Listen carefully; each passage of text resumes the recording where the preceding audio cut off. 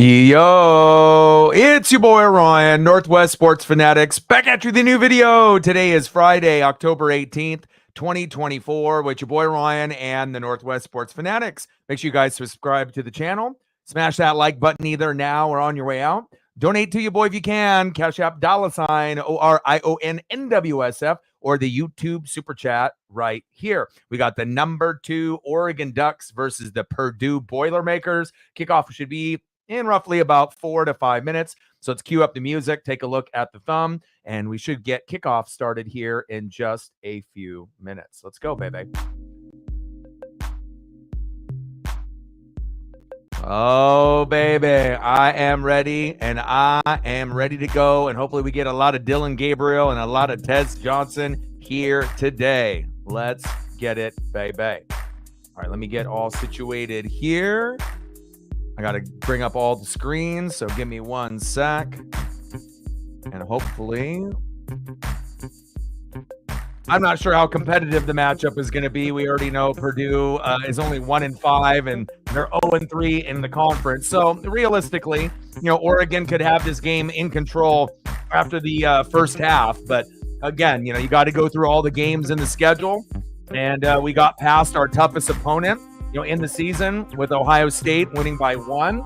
So I think there is a possibility, if we play up to our potential, where we could possibly go undefeated or only lose 1 game, even though at the beginning of the year, after the first couple, it looked like we were going to probably go 7-5 or 8-4, but we've cleaned up the mistakes. We're undefeated.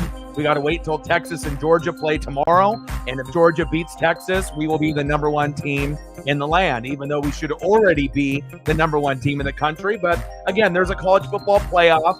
And again, normally we don't really get up into this conversation of Oregon being number 1 or number 2 or number 3. So it is kind of exciting.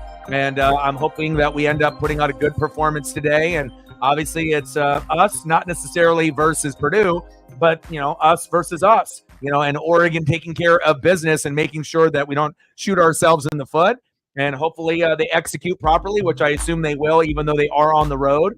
Purdue, I assume, being on the road, it's going to be a little bit different than obviously being in Autzen and having 50, 60,000 fans cheering us on. But again, even with that being said, even if we start off a little slow in the first or second quarter, we should end up winning this game by a pretty big amount. I think they have Oregon favored by 30. So this one could get crazy. This one could end up being a 50, 6, 17 kind of game, or 56-20 kind of game. I'm not really sure how it's going to play out, but hopefully we get a lot of touchdowns early and often. Let's go, baby. Cool Kid in the building, what's good? Matt in the building, what's good? Cole in the building, what's good? And he's already on top of it. Let's get to 20 likes within the first hour, 30 to 50 overall, and obviously 100 in the donos on every single stream. And make sure you guys are taking care of your mental health. Addiction, depression, anxiety. These are things that not only I've gone through, but I know some of y'all have gone through these things as well. So if you can, find yourself in the darkness and you realize you're not in a good spot, make some minor adjustments to your daily routine. And if you're willing to do that, your life will change. So if you're not exercising, exercise, make it a routine, make it a daily thing that you do, and you will come out the other side a little bit quicker and win the day. If you're not eating healthy, cut back on the fast food, start eating healthy. You'll feel a hell of a lot better with exercise and good, healthy food going in. And also, listen to 30 minutes of music minimum a day. And if you do these 3 basic things, I can tell you from experience, it will turn your life around. No matter where you're at in life, no matter how old you are, it doesn't matter what race you are, where you are in the globe. If you exercise, you eat healthier, okay, and you listen to music, if you're not doing those things, you'll be really surprised at how it will trigger, your mental health in a positive way. And also making sure you're spending time where you feel safe, somewhere like the NWSF. And again, we can enjoy sports, wrestling, and obviously anything that's going on in our personal life. And again, we're going to make sure we support each other here, and hopefully we can get the proper support here tonight. Let's go, baby. I'm ready.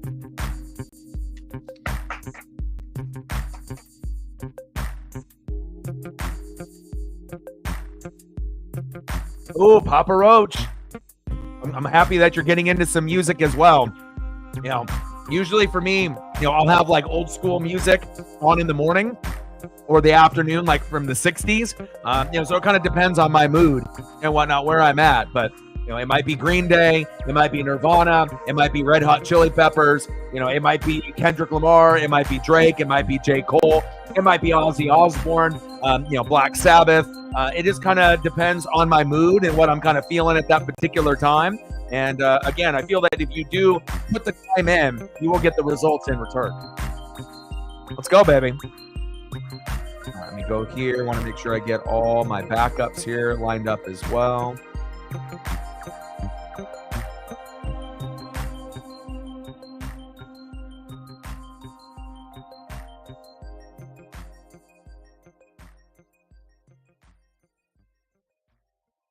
All right, blackout night for Purdue.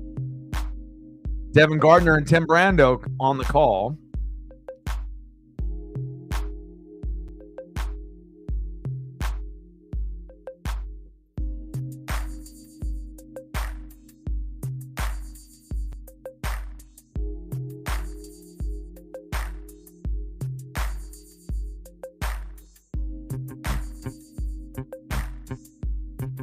Oh, good to hear.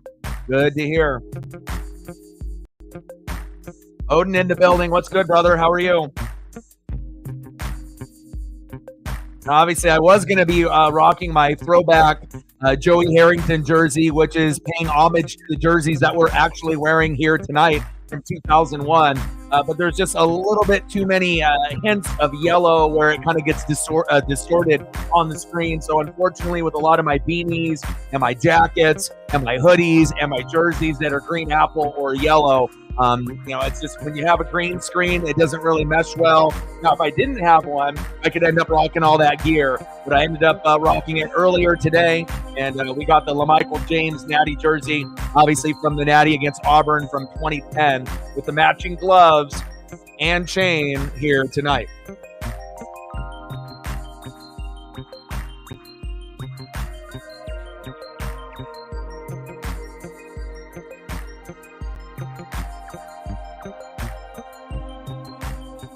Let's go, baby. And hopefully we end up getting a good game here tonight. And then we'll be doing, more than likely, we'll be doing number 5 Georgia versus number 1 Texas tomorrow. So that should be pretty interesting. I mean, I'm going to be watching that game very closely. A lot of NFL talent on both sides of the ball. We'll probably end up doing that. Then Sunday, we'll do Jets and Steelers because it's Sunday night. And I'll try to pump out a couple of reaction videos because we do have a very good slate of games on Sunday in the NFL. We have 5 or 6 solid must-see TV games. So I'm looking forward to that. And then obviously on Monday, we got the Buccaneers hosting the Ravens, Lamar versus Baker. So I'm very excited about here the next 3 or 4 days. We got some really good college football today and tomorrow. Obviously, we've got some good NFL on Sunday and Monday. Can't wait to get it going, baby.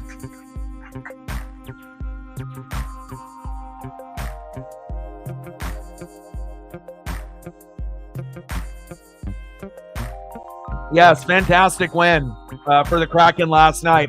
I'm not used to seeing the Kraken go off on an explosion of goals, but a great win, to kind of solidify, the team and the belief that we can actually be a pretty good team in the NHL this year. So Brandon Montour coming over from the Florida Panthers, from winning the Stanley Cup and bringing that experience of a champion to Seattle is huge, as well as bringing over Stevenson, from the Vegas Golden Knights.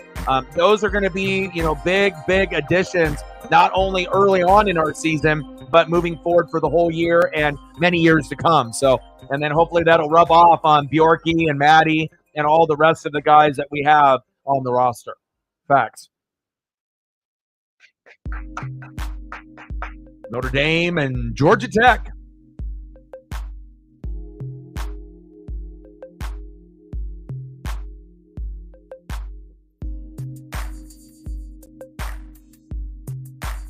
All right, let's take a quick look at the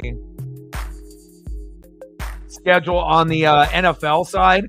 you got Pats Jags that's going to be on in London at 6:30 a.m. I might be the only NFL fan waking up that early to watch. And you got Titans Bills, and then the first must-see TV game, Texans and Packers, 5-1 versus 4-2. Then you got Lions and Vikings, 4-1 versus 5-0, must-see TV. I think a sleeper matchup would be Seahawks Falcons. I think it'll be better than people think, 3-3 versus 4-2. Then you also got the Chiefs and Niners, must-see TV there. And then you got the Ravens and Bucks on Monday night. And obviously there's a few other games that could actually end up being pretty good, but I'm very excited about that good slate, because normally on an NFL Sunday, it's only like one game. Usually that's like must-see TV, maybe two, and so to have like 5 or 6, it's amazing. All right, here we go. Purdue kicking off to Oregon. Hey, guy in the building, what's good? Raiders in the building, what's good? Loving these jerseys for Oregon. And again, I wanted to be able to rock my Joey Harrington vintage sewn jersey from 2001. But again, just a little bit too much distortion on the screen, even though it is a white jersey. But just like even the Nike symbol in yellow on the collar, maybe at some point I'll end up just saying, fuck it, and I'll just wear it. But, I try to be able to wear as, there we go, Tez. Oh, runs into the coach there. But I want to make sure I'm wearing something that's not going to bring any distortion to the screen if possible. Number 2, Oregon Ducks versus unranked Purdue Boilermakers. Nice job by Dylan Gabriel to Tez Johnson for a 5-yard gain. Let's go, baby.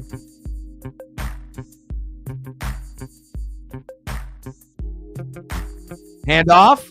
Nice fake there. Good tackle by Purdue. Oregon 6-0. Purdue 1-5. So, this isn't necessarily a trap game. Now, if Purdue was, 5-1 or 4-2, and they were actually a pretty solid team this year, then yeah, you could definitely say it's a trap game going on the road. But even if we end up playing, under our ability, we should still find a way to win this game. Even though we might end up playing a little slow in the first half, especially on the road.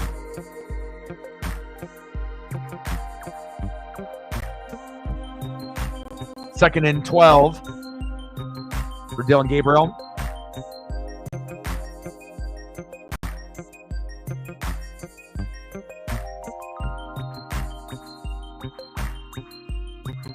Here we go, man in motion. Shotgun set. Gabriel. There we go. First down, Ducks. Move the chains.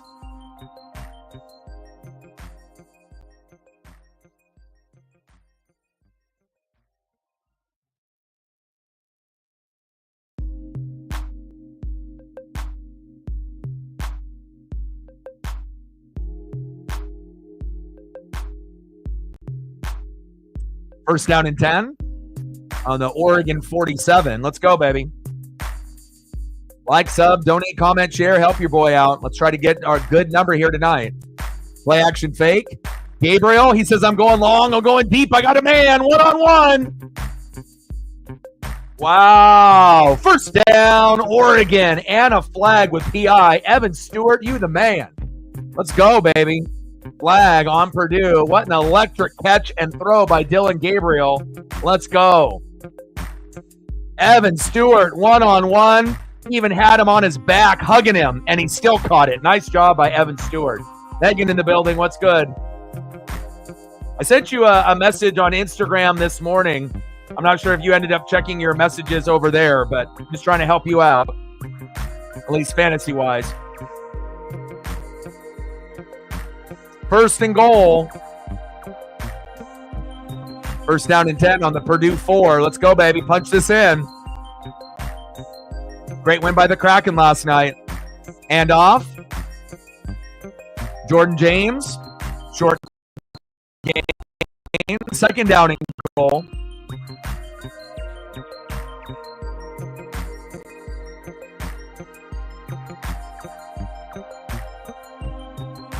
Even the chain that I have, it's not necessarily yellow. It's like a highlighter yellow. So that's why it gets that little distortion on the screen. But that's probably the only thing I can actually throw up on the screen with a little distortion. I had a bunch of other chains, but I ended up giving them away the last time I went to the Ducks game, to friends and kids and whatnot, when we went and played Colorado at Autzen last year, when Colorado thought they were the real deal Holyfield and they were undefeated, and we put them in their place. Yeah, I'm just trying to make sure that we give everyone the fair shot to be able to get it done. And I know you got a lot of stuff going on, migraine, brace on your arm, work, Ollie, and all kinds of other things. So I know sometimes fantasy is not going to be a number one priority for you, but always I'm going to, I'll message you if I see something, so that way at least you have the, fairest shot to be able to get a win, Hand off up the middle. There we go. Touchdown, Oregon. Jordan James punching it in. 6-0 Ducks. There we go.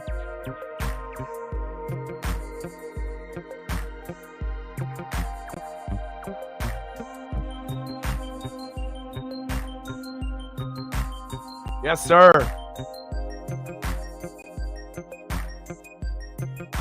And again, Will Stein was very vanilla, our offensive coordinator, for the first couple games, but he's definitely opening it up within the last 3 weeks. So first 3 weeks, pretty vanilla. Last 3 weeks, much, much better. And now we're obviously here at week number 7, game number 7. And I like what I'm seeing so far. Extra point is up and good. 7-0 Ducks. Yeah, and supposedly, there it might be, a 2-quarterback thing. Like, obviously, initially, Russell Wilson took first team reps, in practice all week, and based off the reports, it looks like Russell is going to be the starter until he plays bad, or if he gets hurt, right? But Justin Fields actually played pretty well, in the time being for the first few weeks of the season. So it is a little bit of a surprise. But I think Tomlin just wants to see, if Russell can play a little bit better, obviously through the air. We know Justin Fields can run the football and use his legs, but as far as accuracy is concerned, I think that's what Mike Tomlin is doing. And he's trying to be a little hush-hush with the media, saying that, we'll decide who the quarterback's going to be, before the game starts. But that's kind of a lie. They already know that Russell's going to be more than likely the starter, because why would you have Russell Wilson taking all the first team reps in practice and then have Justin Fields start the game on the weekend? You wouldn't. So, a lot of these coaches, they try to fib and they try to lie and they try not to, disclose all the injuries and the starters because they don't want the other teams to game plan for who's going to be the guy. But I think it's pretty clear that, we're going to see at least a couple games of Russ probably, unless they end up going back to Justin Fields, or they may stick with Russ the rest of the season. We'll have to wait and see. So, but regardless, Josh Allen, regardless on who he's going against, he's going to be a better fit than Russell or Fields. So just want to make sure that you got all your pieces in line, so that way you at least have a shot to possibly win this weekend. So 7-0 Oregon, baby. Let's go.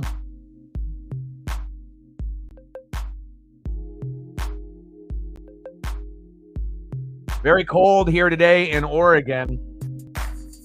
The heaters are probably going to have to start coming on in the house at some point. But obviously we know that costs a lot, so you have to kind of, go as long as you can without it, getting too freezing cold. But I think today's like the first day where it's like, man, it's a little chilly in the house. I have to end up turning that on. It might be a tough matchup, but it's Josh Allen. So you got to understand, you can't dictate your matchups, just by red, and just by, neutral and green. Because if you have a shitty player that's in green and then you got someone like Josh Allen, even in red, chances are, even in red, Josh Allen will probably get more points.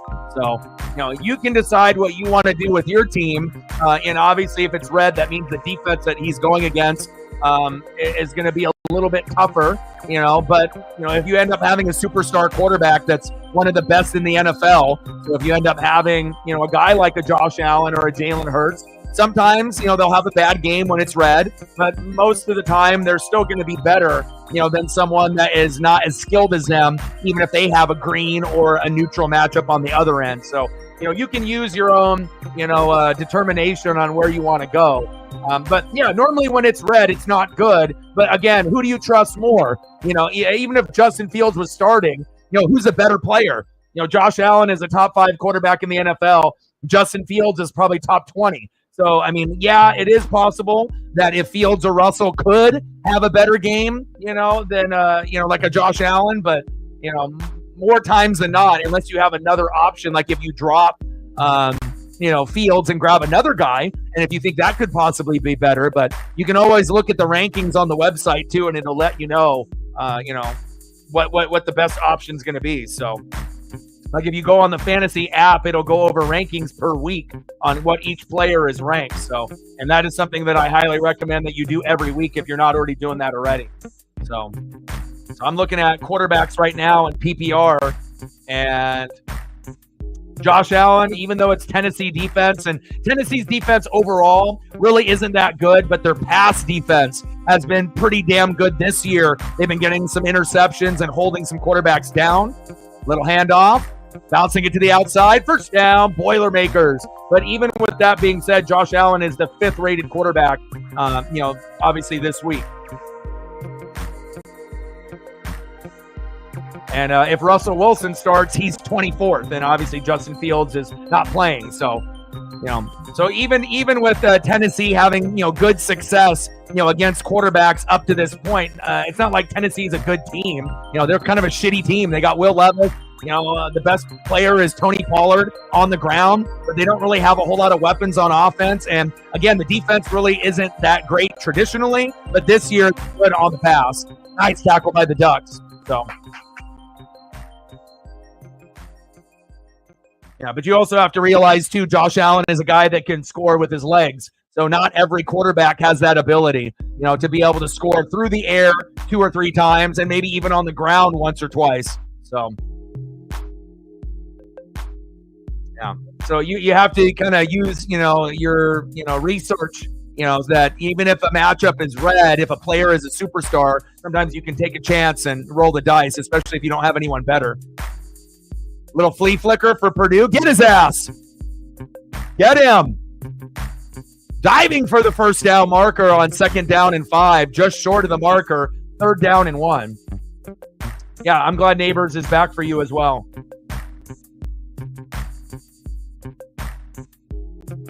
Yeah, I feel like overall, again, we were injured on the offensive line, having a redshirt freshman.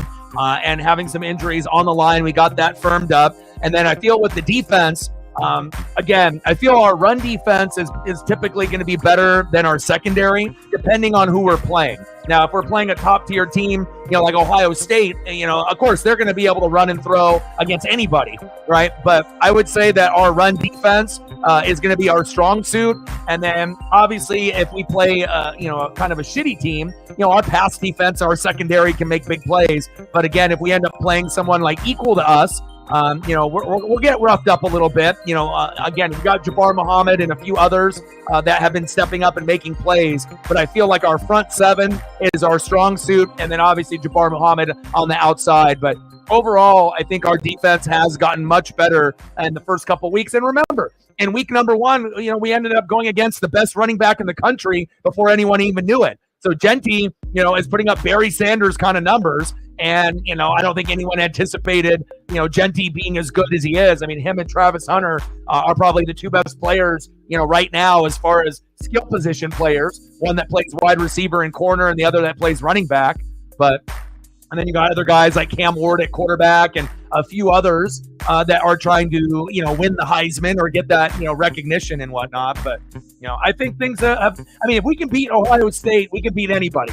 And that was the hardest game on the schedule. So, again, going into the first 2 weeks, playing like shit and having injuries, I thought we would maybe be 7-5 or 8-4 if we didn't clean it up.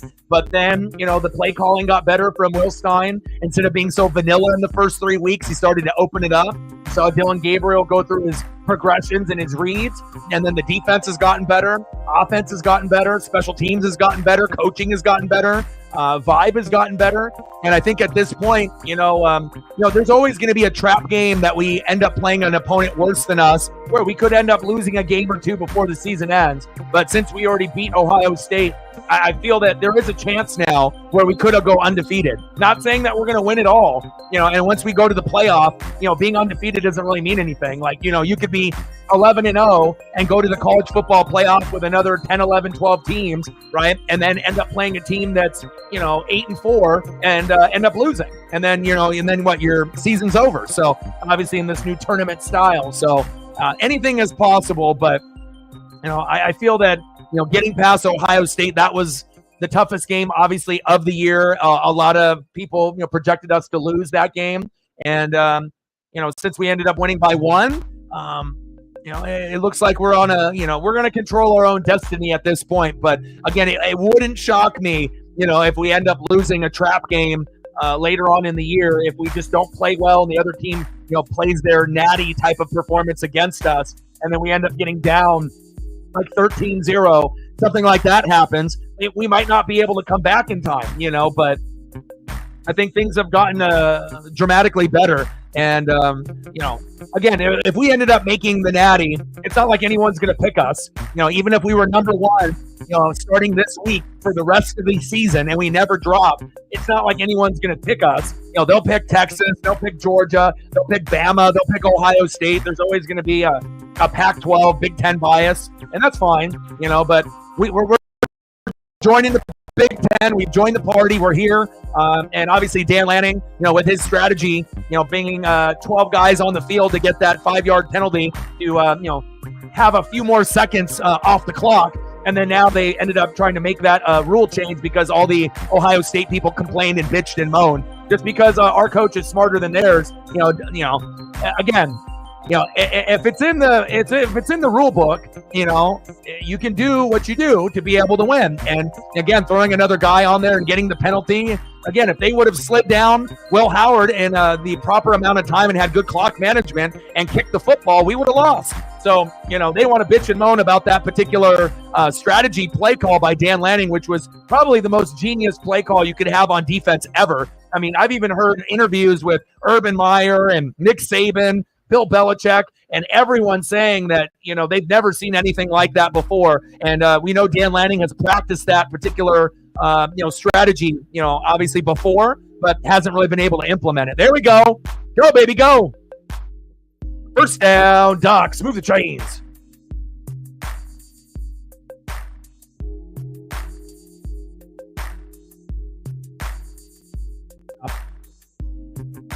Secondary has been pretty good, for them. But again, not a good team overall, the Titans. So, Judah in the building. What's good?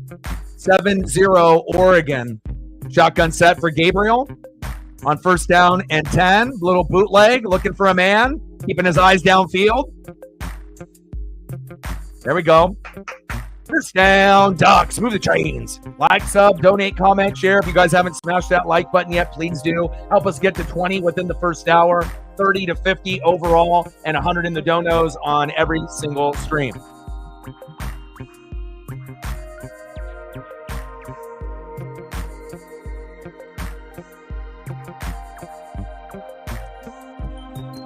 Yeah.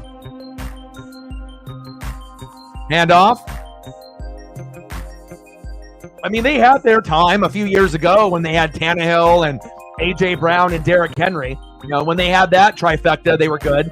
But again, it's going to be one of those things where the Titans are going to be pretty bad for the foreseeable future. I don't really see them getting any good anytime soon. So, but Tony Pollard has been playing great. I ended up drafting him in fantasy, and that's been the one bright spot for the Titans. And I'm happy that I got him. And I think you got him in the other league, don't you? Don't you have Pollard on the 12s? He's been pretty fucking good this year. There we go. Jordan James, first down, Ducks. But I don't think anyone really anticipated Tony Pollard being like great. We figured that he would be like an RB2 or a flex, but he has been putting up, 15, 17, 18 points as we have a Boilermaker down. And he's had one bad game, but other than that, everything else has been really good out of Tony Pollard. So Yeah, I figure I remember you mentioning that in the past. So you got him and I got him. So we're at 7. Let's get to 10. And then once we get to 10, let's get to 20, baby.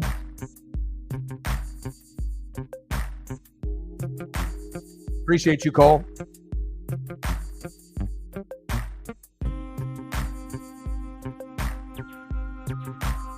Yeah.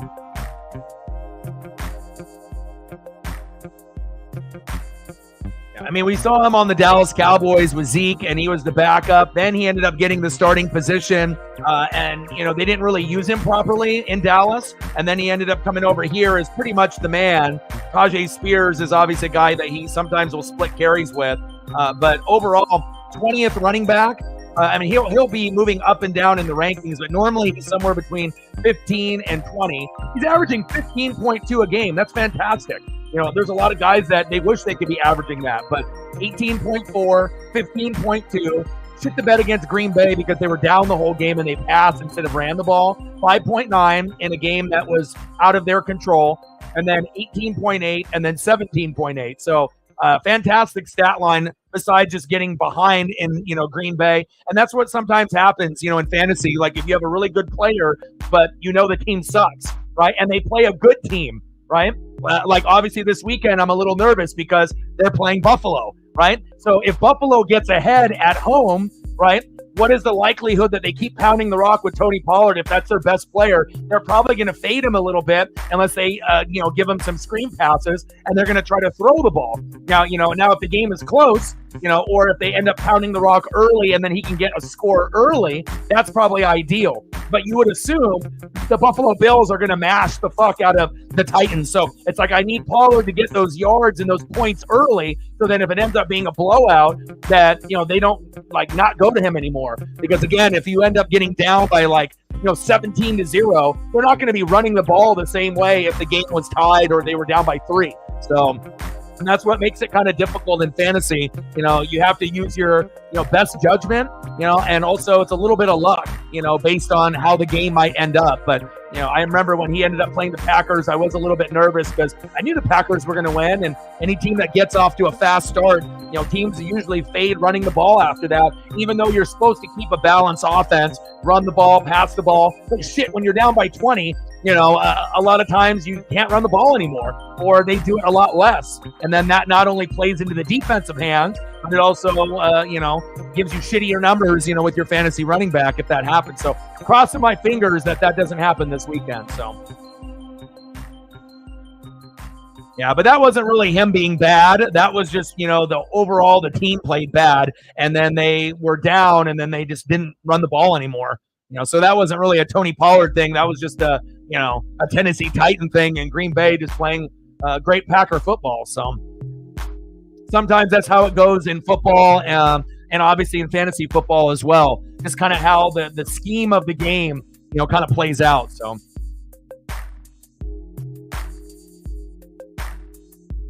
And also, he's getting a lot of touches. A lot of running backs get 10 or 12 touches, and they're splitting carries with someone else.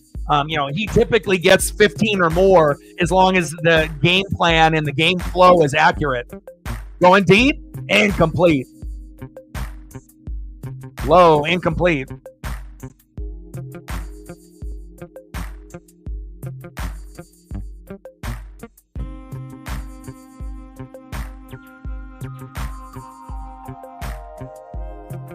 Yeah, but also you got to think a guy with organizations. Not every organization is created equal. And obviously just letting A.J. Brown go and Derrick Henry go and not getting a quarterback on the Tannehill level. It hasn't really been very good in Tennessee. Tez, there we go, baby. First down, Ducks. Nice job, Tez.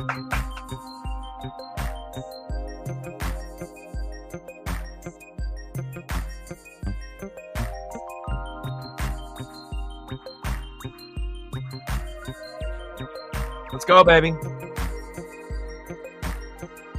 What's for dinner tonight, A-Guy? Shotgun set. Handoff. Right up the guts, baby. There we go. First down, Oregon. We're about to be up 14-0 here real quick. But again, Purdue 1-5, 0-3 in the conference. And we are 6-0, 3-0. And hopefully Georgia beats Texas tomorrow when I do the live stream for that game. And then we'll be the number one team in the land, at least for a week, and then we'll see where it goes. But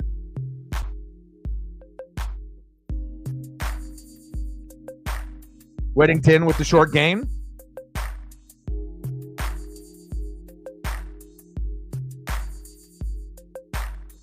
Come on, Noah. Well, yeah, I don't think we have to, ask the sports gods for Tennessee to suck any more than they already do. Like, they really only have a couple good players on each side of the ball. They are one of the worst teams in the NFL. So I think them losing, they'll be able to do that on their own. And I would assume that Buffalo will beat the brakes off of them this weekend. Dylan Gabriel, little play action, bootleg. Jordan James is right there at the half-yard line.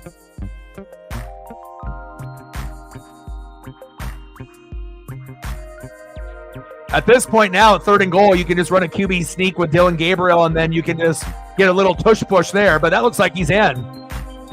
That's a touchdown. We need to review that. I mean, his body's in there. His knee is in there. That's a touchdown. You know what?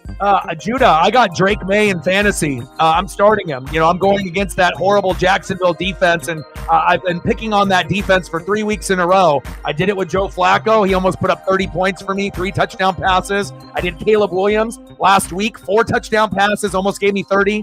And, I had a choice either between Sam Darnold and a few others, but, I know the Lions got 2 top 5 secondary members that have 4 and 3 picks. And even though they don't got Aiden Hutchinson, that makes me a little nervous. I don't really know how that game is going to play out between the Lions and the Vikings. And we know Sam played really good for the first 4 or 5 weeks, but played like shit in London against the Jets. So I'm gonna go with Drake May, and against that horrible defense, I think he'll be able to throw for 2 or 3 touchdown passes, maybe 4 at the most. I'm hoping 3 for him, and he did have 3 in his debut, 2 picks and a fumble. But I think that Drake May is going to have a great shot to get to 15 to 25 points. So with that being said, a green 32 matchup. I'm rolling with Drake May, and I do like Demario Douglas, the number 1 option, and I think the Patriots can win that game. I know the Jags have Tank Bigsby, and I'm going to be starting him as well. I think that he'll be able to get a rushing touchdown and 100 yards on the Pats. Pats are not very good at run defense this year. They're bottom 5.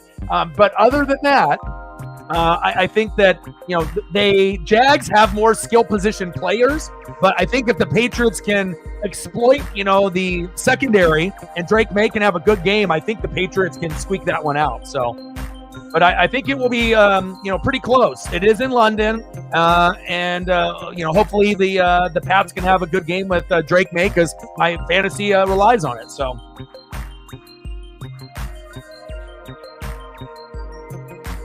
Ooh, tacos. Well, I'm just saying, compared to the quarterbacks that they have now, they ended up drafting Malik, and then you have, these guys that are on the roster like Levis. I mean, these guys are terrible, So, Tannehill might have only had a couple good years, but you got to think he was a wide receiver at A&M and then changed himself to a quarterback, and he's the best Tennessee quarterback that they've had since McNair. Jordan James. Did he get in? They say no. But it's not like the Titans are really known for, if we want to go back to the Oiler days when they had like Warren Moon, but Steve McNair, Ryan Tannehill, that's pretty much it. So 4th and goal. Reflect in the building. What's good?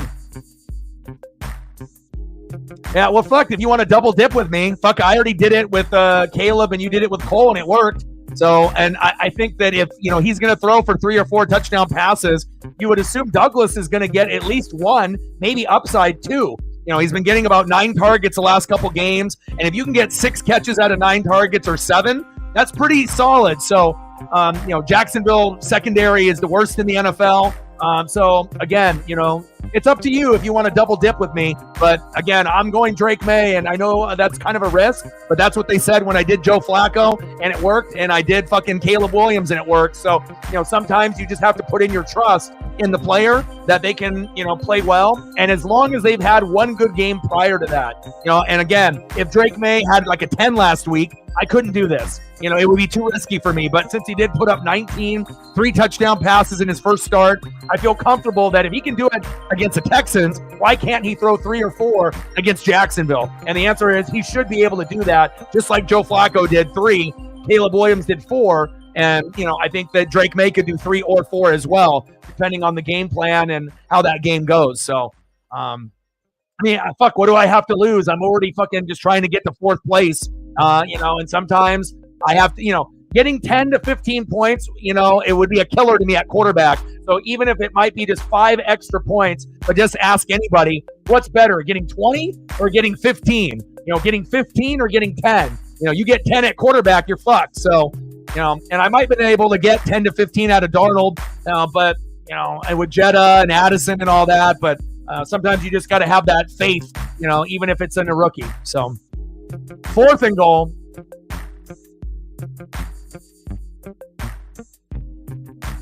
Yeah, Lawrence obviously has not developed, but if you go back and look at a lot of these quarterback classes, he might be the best one out of all those quarterbacks with him and Justin Fields, but they're not top 10 quarterbacks. At the very best, Trevor Lawrence and Justin Fields are top 20 quarterbacks, and every once in a while, they might be like 14th or 15th. Maybe at the highest, Trevor Lawrence, when he has a good game, maybe 12th, or something like that, but not consistently 12th best quarterback like a Kirk Cousins, or a Carr in the past. So, I feel that, a lot has to change. And honestly, Trevor Lawrence has got to leave Jacksonville, and they have to move on from him, in my opinion, at some point. And especially, they gave him the money, so he's going to be there for a while. But I feel like if you had a guy like that on the Niners, you might be able to get a little bit more out of Trevor Lawrence. Obviously, we see what Brock Purdy can do, and again, that would be the perfect destination for a Trevor Lawrence, is like the San Francisco 49ers, somewhere where the talent is already there, and you got the coaching to be able to get you to that level that you were at college at Clemson. Handoff on 4th and goal. Touchdown, Oregon. There we go, baby. Jordan James, baby. Let's go. Yeah, J-Mo. Yeah, and Minnesota's defense has been top 2 all year. So again, we just don't really know how that's going to work out. Is it going to be a heavy Gibbs and Montgomery? Sonic and Knuckles is what they call themselves now. Is it going to be that? Obviously, you would assume Amon-Ra and Laporta and J-Mo will have opportunities, but it could be maybe more field goals than anticipated. Like, I don't really know what to expect out of that. I know Aiden Hutchinson isn't there, but I don't know. It's kind of one of those games where you don't really know what you're going to get or who's going to get the ball between Sam Darnold and Jared Goff. Hell, we don't even know who's going to win that game. One team's 5-0, the other team's 4-1. It literally could go either way. Just like the Niners and the Chiefs this weekend, extra point is up, and it's good. Just like the Ravens and Bucks could go either way. Just like the Texans and Packers could go either way. So I feel there's more 50-50 matchups this weekend than we've ever seen. And again, there's 5 must-see TV games, and that's the most we've had up to this point, obviously, in the NFL. There are only 1 or 2 good games, with quality opponents, and this week we have about 5 or 6. So, hell, even the Seahawks, Atlanta Falcons is the sleeper game. I feel that it's not like a top-tier matchup, like the Ravens and Bucks, or Texans and Packers, or Chiefs and Niners, or Minnesota Vikings and Detroit Lions, but I feel the direction on both where those teams are at, it's a trap game for Atlanta, and it sounds like some of Seattle's players are going to come back. So it's a must-win for Seattle. So it's going to be tough, but it wouldn't shock me if they end up getting the dub. Atlanta, has been a couple football bounces away from being like 0-5. But you could also say the same thing. They could be 5-0. And at that point they ended up being 3-2. And it's like every game has gone down to the very end. So it's not like the Falcons are this powerhouse. They could easily be 0-5. But again, they ended up, getting big victories against the Saints and the Bucks and a few other teams, and found a way to win late. And Kua's been their hero up to this point, and we'll see if that ends up being the case, or maybe Myers will be the hero for the Hawks, taking a field goal late, and they end up winning like 23-20. That could be possible too. So.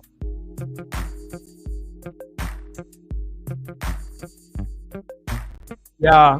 I mean, I need Laporta to shine. I mean, it was cool for him to get that trick play, but it's like one catch, and he ended up getting into the end zone for the touchdown. But it's like, Sam Laporta, I mean, if I knew that he was going to be like this and not utilized, I definitely could have went a different direction, even like a Kelsey or a Kittle or something, or, gone for Brock Bowers. But, sometimes, things are predictable in football, and I think the tight end usage in fantasy is something that no one ever anticipated. So if you ended up getting George Kittle in fantasy, you're probably in first or second, as long as you had a pretty good draft. I don't think I've seen that many teams that have had George Kittle being bad this year. And he's really been the best tight end overall, besides Brock Bowers and maybe Trey McBride. But Bowers and McBride, they get banged up here and there. Kittle will have, a little bit of minor injuries here and there as well. But I definitely, if I had my, repick, I would have went George Kittle first tight end off the board. But again, you never can predict these things. So.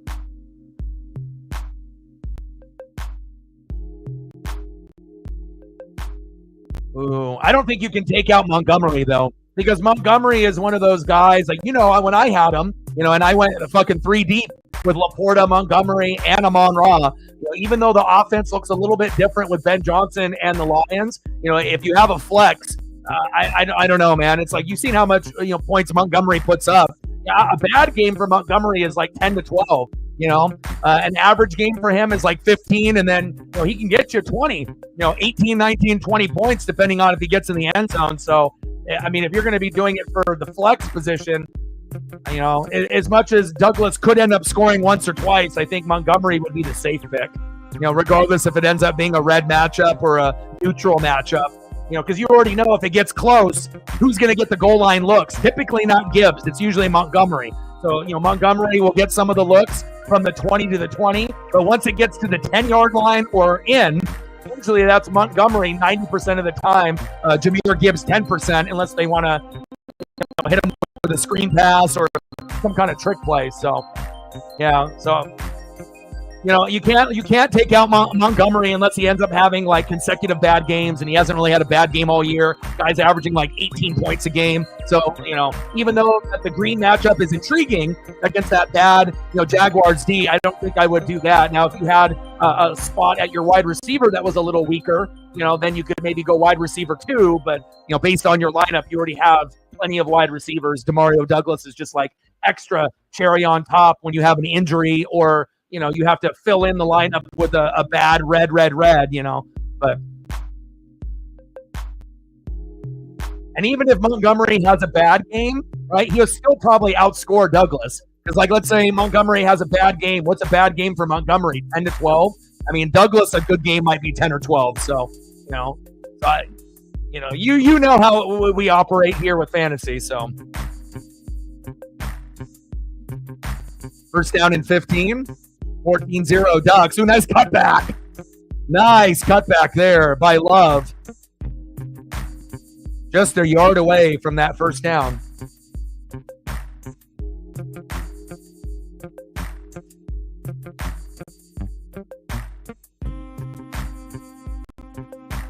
I actually wish that I drafted Montgomery, and I always have kind of a pattern on who I like to get, and I really do like Lions players a lot. We all have our favorites on who we like, and obviously receivers that have good quarterbacks and whatnot.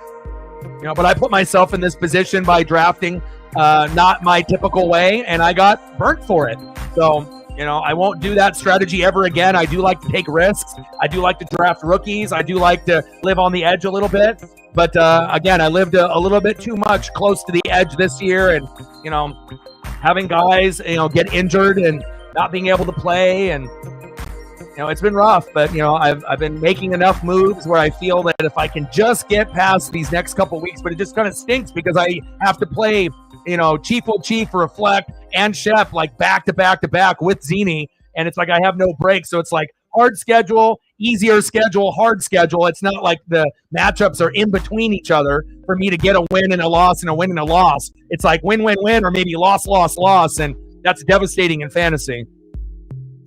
And I don't want the first pick in the draft. Like they say it's auto draft, but that's bullshit because I've had like the first pick the last couple years. I don't want it. First pick is terrible.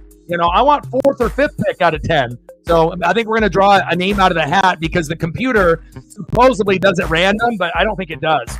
Because it's put me at first the last couple years, and that's a huge disadvantage. I don't want the first pick, especially in Snake, because that means that you don't even pick again until like pick 20. And by that time, you go back to back, but you're missing out on a lot of talent. So someone else can have the first pick in the draft. It has sure as hell ain't going to be me. Wow, big run. First down, Boilermakers.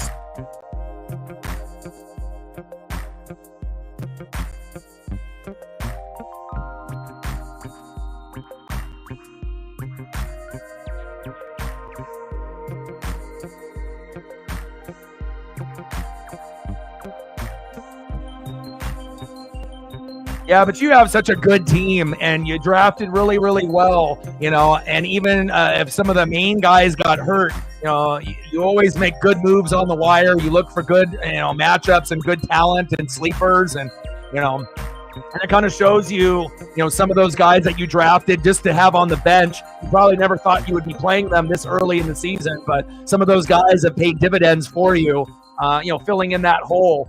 In the lineup when you have some of the main guys out. So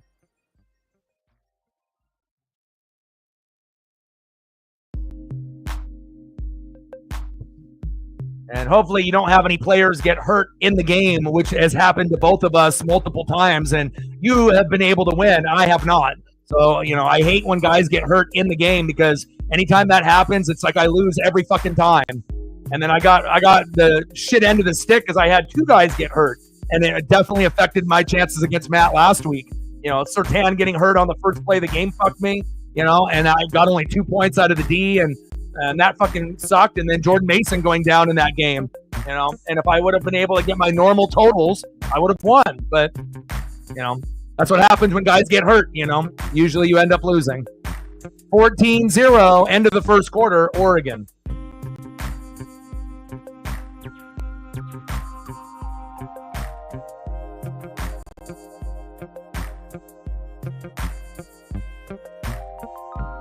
Yeah, but also too, like with, I got like Mike Evans and Cooper Kupp, and that sounds all great, but they're both injured. So it's like, I don't even know if they're going to fucking play. And if they don't play, I got a couple guys I can throw in there. I can throw in Amari Cooper, even though it's a red matchup with Josh Allen, but I don't really know if he's going to play this week and if he actually knows the playbook, and then I got Wan'Dale Robinson, obviously Daniel Jones is number 2, who's typically good for 10 to 16 points a week.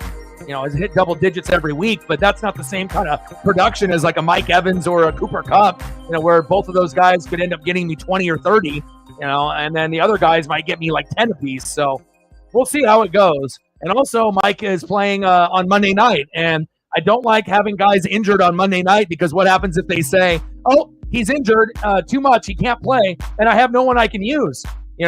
At that point, if I'm waiting for Mike to play, and then if they say, well, his hammy is a little bit too sore, he can't play, and he's going to have to sit out, and then I lose. So I don't like it when they have Monday night matchups with guys injured, just like with Zini and James Cook. Like if you were able to have another option earlier and then would have decided that I'm not playing Cook no matter what, then maybe she would have been able to beat Reflect, but the backup ended up doing very, very well, almost getting 20 points. And so it didn't really matter, but you probably would have got more points out of that Bills backup anyways, but it definitely made that matchup against Reflect much more interesting, winning by 1 point, the closest, matchup of the season so far in our league. So yeah, I got to play Coop though. I have to. I have no choice. I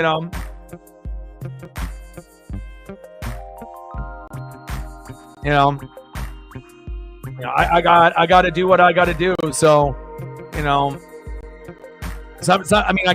got other options if I have to. But again, if my record was better, then obviously, I would feel more comfortable. But and also there's a chance that, Cooper Kupp or Mike Evans gets in the game and they play like a quarter and then they go out and then they don't come back, and I don't like that either. But I haven't really had anything going my way this year. So, sometimes, you just got to be able to just go with what you have. And again, obviously if they're not going to play, then they're not going to play, but a little risky, but sometimes you got to live on the edge a little bit.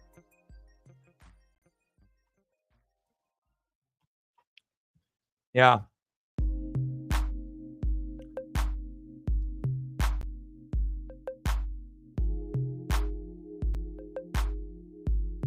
And all you guys were sleeping last night and decided not to put in a claim for Amari, which was mind-boggling to me. So, and obviously, Megan dropped the ball on that one. Obviously, you got to be able to follow the players and what new team that they're going to. But as soon as because I already had Amari Cooper on my roster earlier in the year, but I couldn't really use him that often because he was getting a bunch of targets. But again, Deshaun Watson's terrible. So it's like, he might have one game of 20 and then a bunch of games of like 5 to 8. And I can't really use a guy when they're scoring 5 to 8 points. But now with Amari Cooper, with Josh Allen, he might end up being a top 20 receiver, maybe top 10, top 15.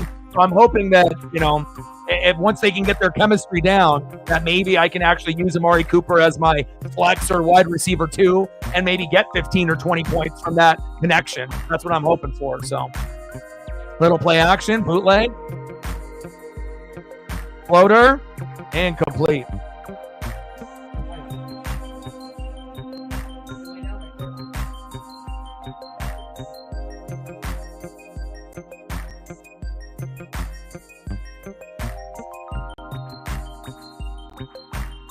Oh, okay. I was higher on the priority. So at least I know 1 or 2 people put in a claim for him, but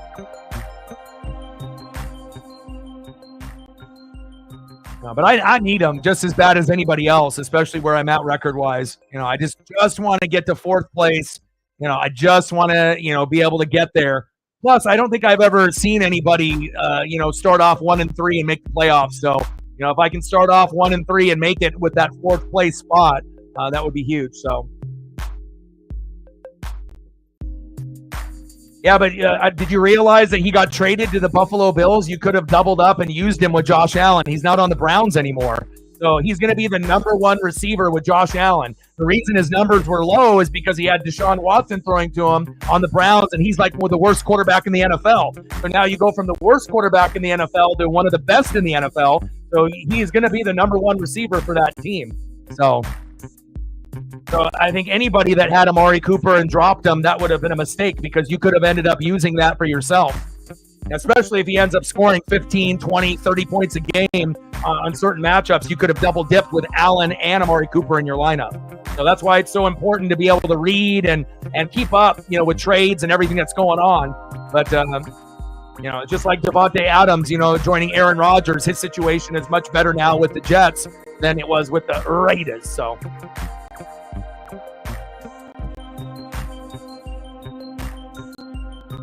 Oh, no one's calling you stupid, but I'm just saying no one would normally drop an Amari Cooper if you had him on the roster. No, the situation is much better. The wide receivers are all hurt for Buffalo. They don't have anybody to throw to.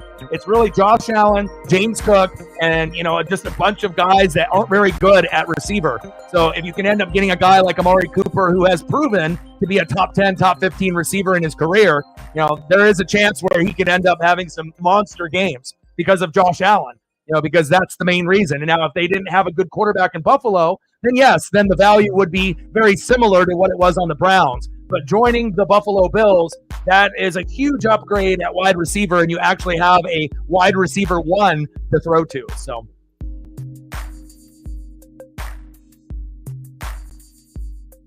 but it's all good. I'm happy you did it because I needed it. So.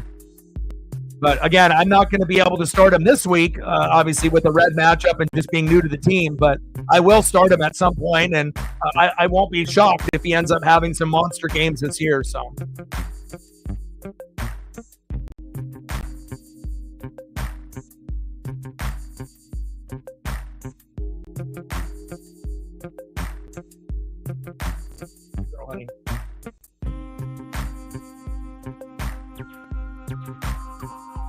First down and 10. 14-0 Oregon.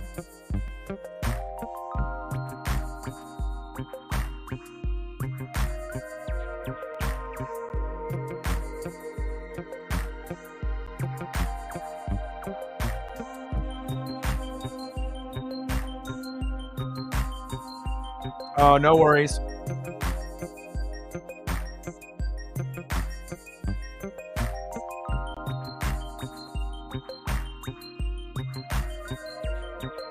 Nice catch. Go, baby, go. Sadiq. First down, Ducks.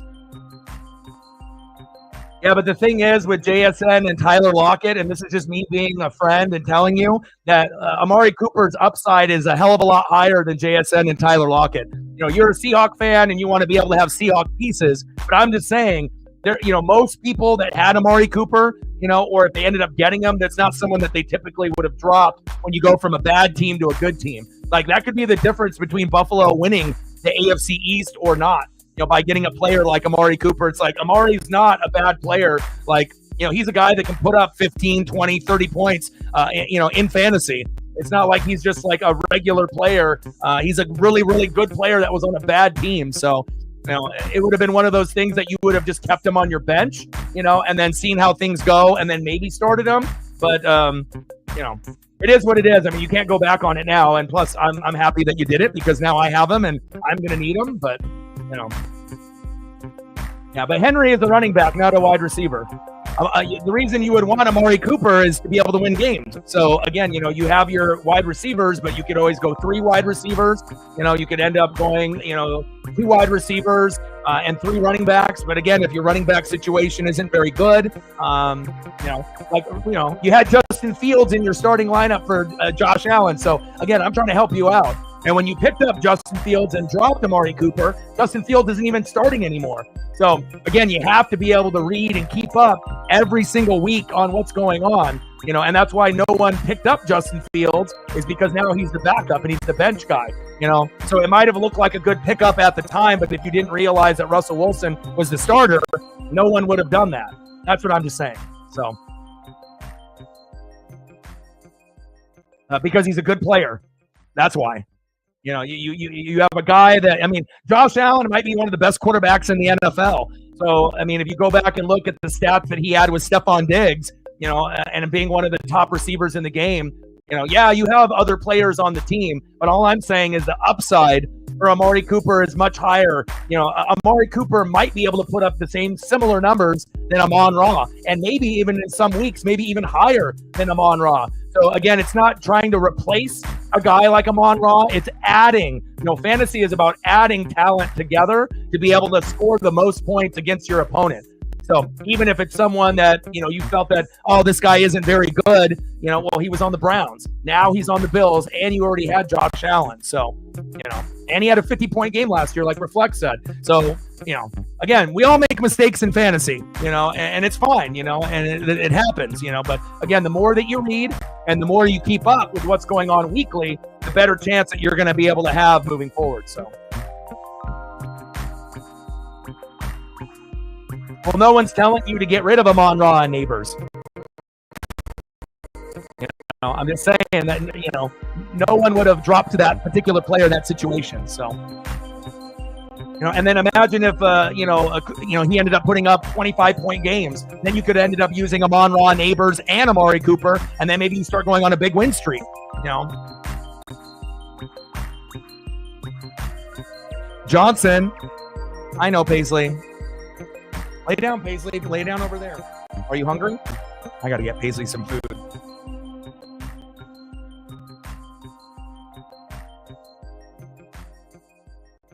It's okay, honey. I'll get you some food in a second.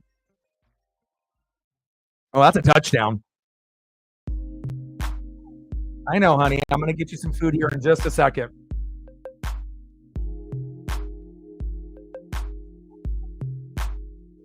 I'm just trying to help you out. You know, I'm not trying to argue with you or anything like that, but I'm just trying to let you know, you know, with the things that happen throughout the year, you know, that I'm trying to look out for you. So that way you can have the best lineup possible to try to win. So.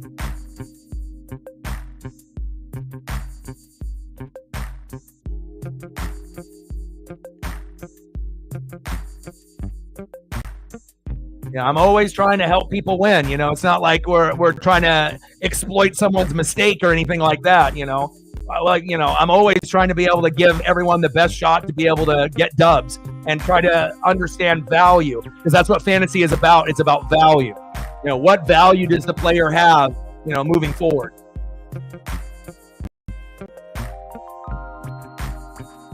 Yeah, I mean, like I said, it could be a huge upgrade because they don't have anyone else to throw to. And if you go back and look at Stephon Diggs' numbers when he was with Josh Allen and they were on the same page, hell, there was a lot of games at 15, 20, 30, 40. So, I mean, the way that fantasy is going this year, anytime you can score big points like that, obviously it's something that's needed for every team in the league.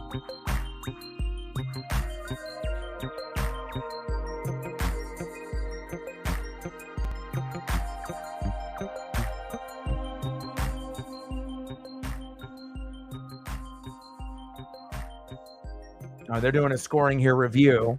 I know, honey. I'm going to get you some food here in a second.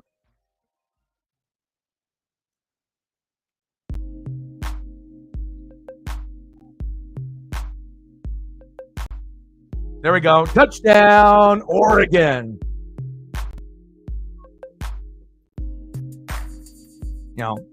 But at the end of the day, Josh Allen is better than Deshaun Watson, so the numbers are going to be better. I got to go get Paisley some food here real quick. I'll be right back.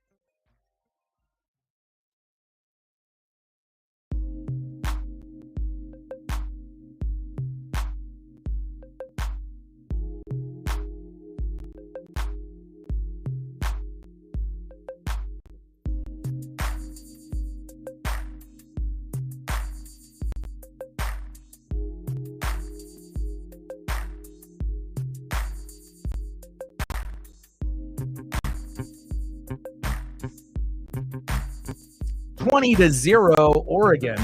Did he miss the extra point? What the hell happened?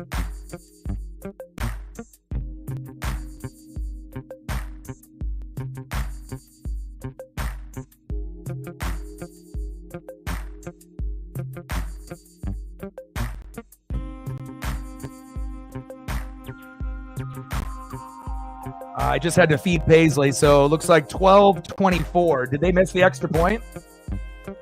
I mean, they must have missed it. He made it. Why is it 20 then?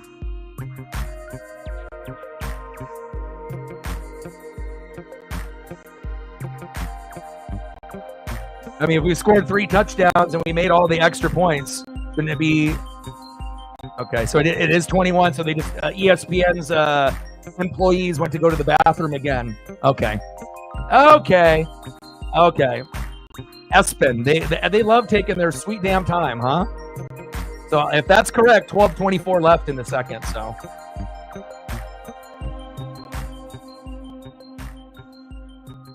And then tomorrow we'll end up doing number 5 Georgia versus number 1 Texas, which is going to be must-see TV. See who else is on. Miami's on at 9 a.m. against Louisville. Alabama and Tennessee at 12:30. Michigan and Illinois, 24 versus 22. And that looks like a majority of what we got going on. Let's take a look at the Big Ten. Nebraska and Indiana. Wisconsin, Northwestern, UCLA and Rutgers. USC and Maryland. And then Iowa and Michigan State. I assume that the Huskies have a bye. So.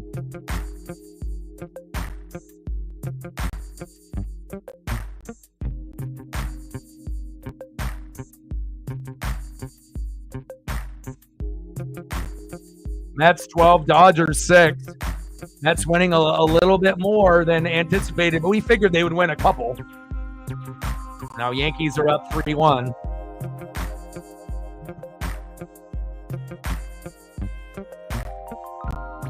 All right. 21-0 Oregon, even though ESPN wants to claim it's 20.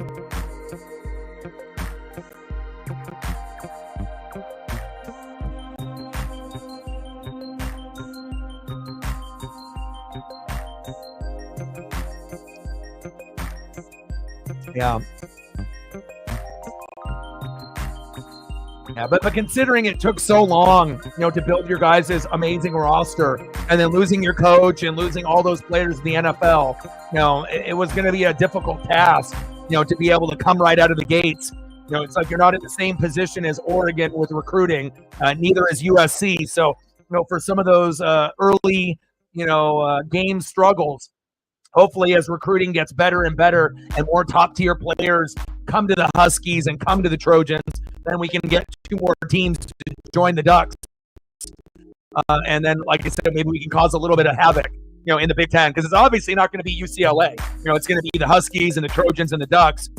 Those will be the 3 teams that cause havoc. And then, again, it's just about getting your footing and understanding what this Big Ten is about. And again, if we ended up losing our coach and a bunch of our players, we would have been in the same position as you guys this year. So, it's just the only difference right now is that, Dan Lanning is there, and then the recruiting is, one of the top 3, with like a Georgia, Bama, and Ohio State. And that's the reason why we're in the position that we're in right now, and it's not going to necessarily last forever. Like, there's going to be a time that we're not going to be as good, but as long as we have Dan Lanning and keep recruiting the way that we're doing, we should have somewhat of a chance. But, this is our first year in the Big Ten, as a group with the Bruins and the Trojans and the Huskies and the Ducks. And, I've said it once and I'll say it again. I'll be rooting for every one of those teams every single week when they play against the Big Ten competition, unless it's against the Ducks. And obviously I'll be rooting for Oregon. But if they're not playing Oregon, I'll be rooting for you guys to get dubs and to get wins. We want to make sure that, the other teams know that we're here,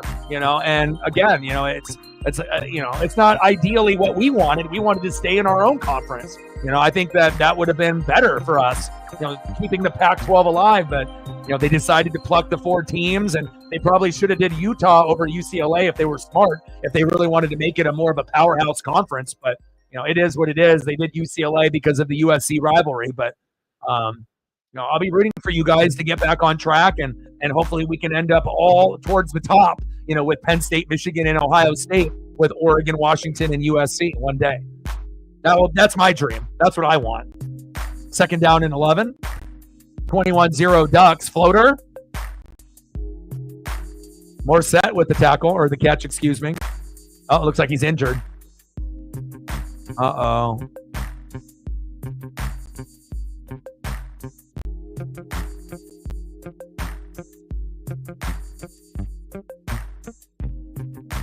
We played, some pretty tough games, but again, Boise State, it was the very, beginning game of the year, and no one really knew that Genty is going to be Barry Sanders and the best running back and the guy that should win the Heisman. So, we've actually had some tough games, up to this point, but also, when you have injuries to the offensive line, or you got Will Stein calling a vanilla playbook for the first 3 weeks, it definitely made us look a lot shittier than we really were.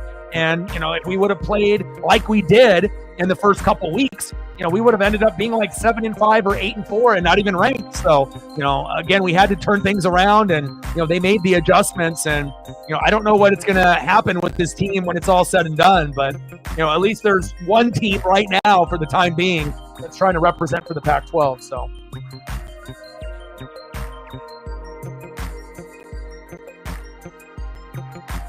I did see that with Motor City. Good for them. We just got to see how they're used now in that particular organization. And obviously going from TNA to WWE is a big step up. So 2nd down and 2. Oregon comfortably ahead 21-0. I don't think anyone's shocked by that. 1-5. 0-3 in the conference for the Boilermakers.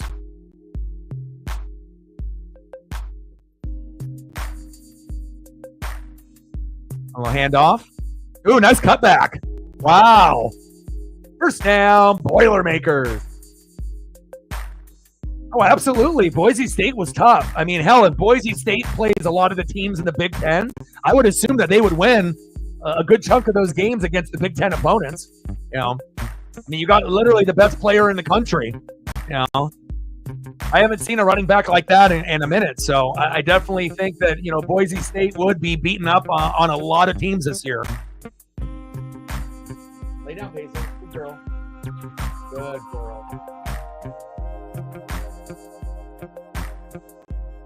Oh, he's got all day. He's taking off. First down, Boilermakers.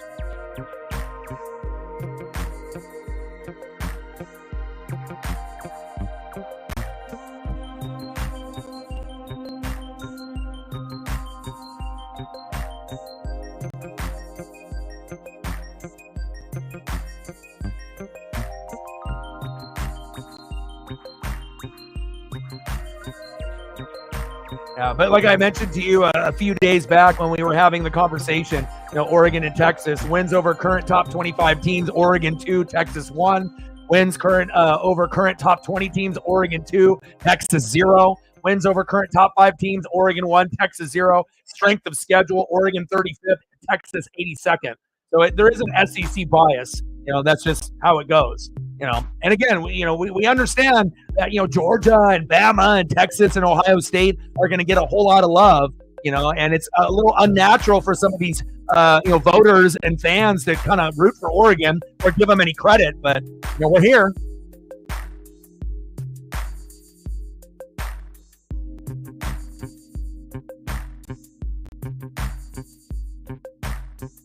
Like, sub, donate, comment, share. If you haven't smashed that like button yet, please do.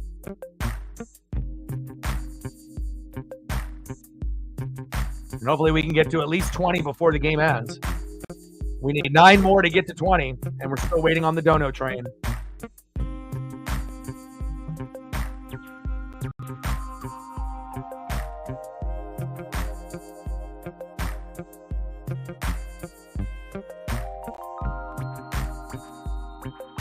$969 million. Wow. That's a lot of money, and who knows if that's accurate. Might even be more than that. Boise State in the playoffs, yeah, they would be awesome. I mean, of course, you get to see the best running back in college football. Of course, we would love to see that in the playoff. But, that's up to the, coaching and the defense and the quarterback and, other pieces other than just Genty, so...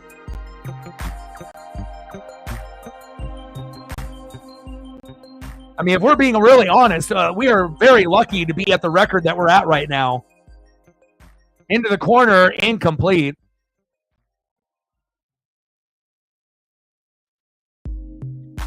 Exactly. Yeah. Sometimes, it is about the money and getting a certain type of talent. And then sometimes you just have great players that are kind of brought up together, whether it's Culp at tight end or Michael Penix Jr. coming over from Indiana, and then having, Roma Dunzier and Jalen McMillan and a good defense, good running game, good coach, everything kind of came together. So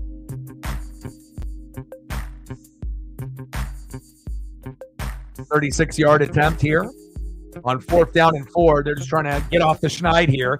Kick is up and not even close. Golly, 5 feet wide right, and kick is no good.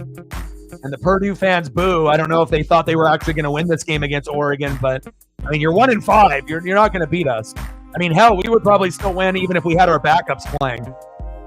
Not like Purdue is a game changer this year. Now, if Purdue had like Drew Brees and Mike Allstott, then we're talking a different type of story. But 21-0 Oregon. Hopefully those Boilermaker fans had a lot of alcohol before the game.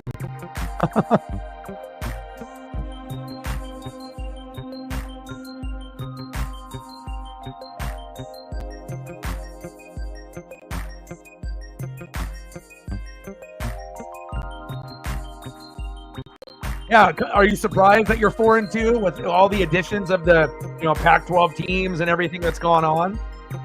Because obviously we know defense typically is good. normally, offensive linemen and tight ends are good there, but the quarterback play in the offense, for the last few years hasn't necessarily been the greatest. It's kind of been holding them back.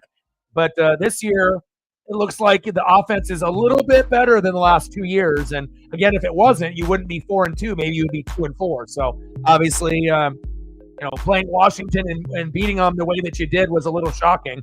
And again, Washington has kind of shot themselves in the foot. A few games that they probably should have won against Rutgers as well as Washington State, but I don't think anyone anticipated that kind of blowout against Iowa. But that's what happens in the Big Ten. When you go against a physical team and you end up having a couple turnovers, sometimes you kind of lose yourself a little bit, and then you look up at the scoreboard and then you're just down by too much at that point. But trust me, the Huskies and the Trojans, their record might not be very good this year, but eventually, once they get their footing, don't be shocked if they end up finishing in the top 6 in the Big Ten in the future. We already know Oregon and Ohio State and Michigan and, Penn State, those are going to be the main 4 for now, but I would assume, you'll get Iowa, you'll get Wisconsin, you'll get Washington, you'll get USC, you'll get those middle tier teams to, get better, but it all depends on, do you have your coach from last year? Do you actually have some good players, or did they go to the NFL? And again, when you lose what you lost, on USC side and on the Husky side, it's kind of hard to be able to duplicate what you did last year. So,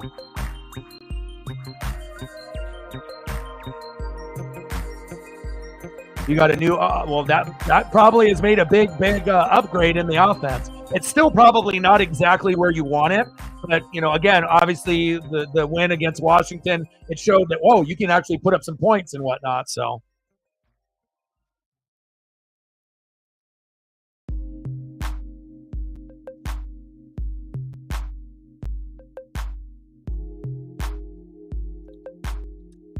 yeah, but at the end of the day, even with Uncle Phil's money and these amazing jerseys and helmets and cleats and all that, at the end of the day, you can have all that, but if we don't end up winning a natty, at some point or another, again, it's nice to be able to have those things, but, the main goal is being a champion.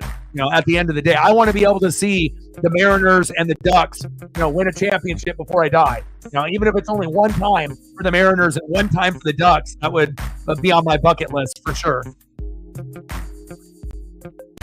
Less than 7 minutes to go here in the second period, 21-0 Oregon.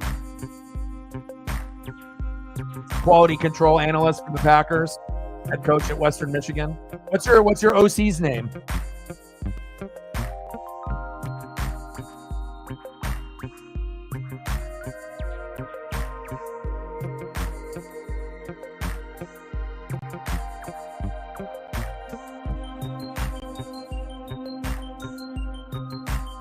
Second down and 10. Gabriel all day and all night out there. And I would assume once we go into the second half, since we have a 21-0 lead, they're going to bleed the clock, run the football a lot. They don't need to, go deep all the time, especially when you have a lead. And when you have a lead in the NFL or college football in the second half, that's kind of the rule. You run the football to bleed the clock, and, you'll throw it here and there, but I don't know if we're going to end up getting to like 50, 60 points tonight.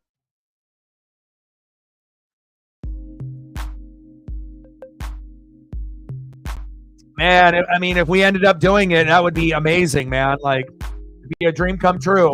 And again, I've always wished when I was a little kid that the defense would be on the same level as the offense, but then it was kind of like, laughable. Like, that will never happen. And I've had guys that I've liked, like Haloti Ngata and Eric Armstead and DeForest Buckner, Kayvon Thibodeau, TJ Ward, Patrick Chung, Walter Thurman III. So there's been guys, that have made the NFL on the defensive side of the ball that I like, and Ngata has been my number one forever. It's kind of cool to be able to see us play that well on that side of the ball, but I'm not sure if we have enough with the running backs and the wide receivers and tight ends, though.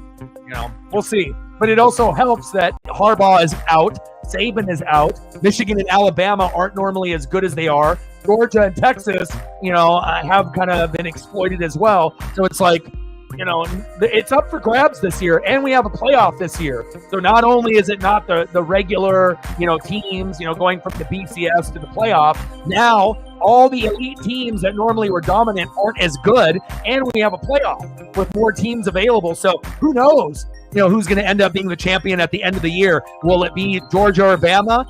Possibly. Is it Ohio State? Maybe. Or it could end up being a surprise team like maybe in Oregon or Texas, that actually, climbs that ladder with Dan Lanning or obviously with Sarkisian, maybe because we already knew that those two teams were going to be the teams that would take, Bama and Michigan's spot, for at least a time period, where they can move up a little bit. But it's always been Georgia, Bama, Ohio State, Michigan for the most part, and then now you have Texas and Oregon kind of in the mix. But yeah, I don't know. I don't know if we're good enough to win it all, but I think we do have a chance to go undefeated now, because the schedule, on paper, obviously Ohio State was the toughest game, and going in and complete. Going into the season, we thought 11-0 or 10-1 before we saw how shitty they looked on the offensive line and the woes that we had in the first couple weeks. But getting those things corrected and getting guys healthy on the offensive line and making adjustments with obviously Stein being so vanilla in the first 3 weeks, and who knows, maybe this is the year that we go all the way.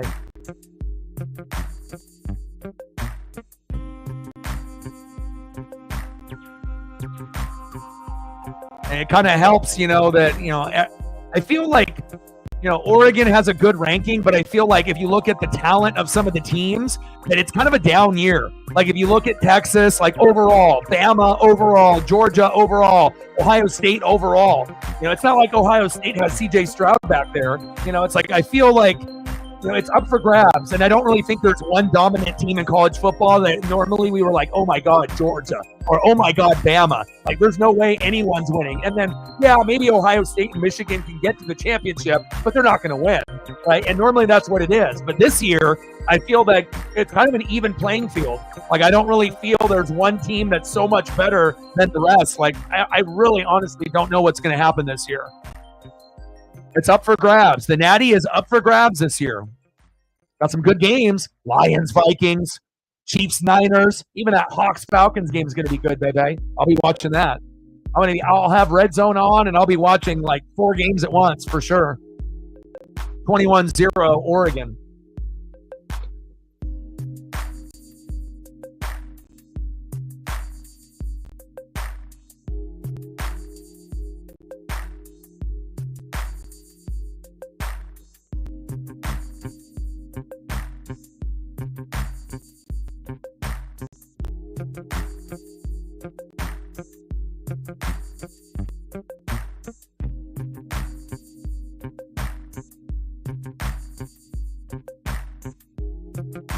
(21-0) Oregon.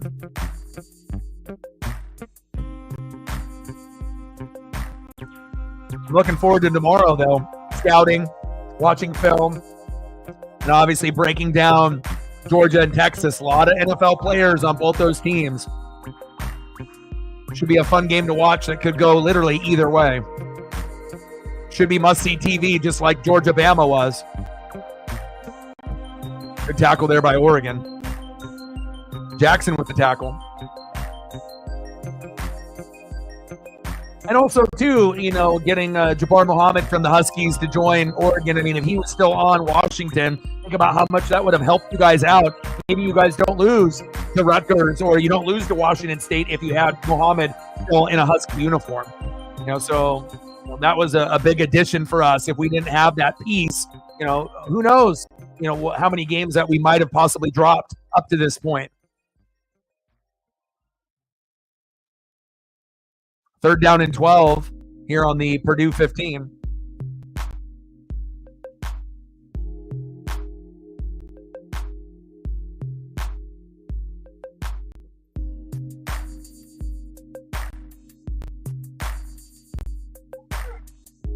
Want to lay down, honey? Here, I'm going to pull out this blanket for you to lay down. Hold on, honey.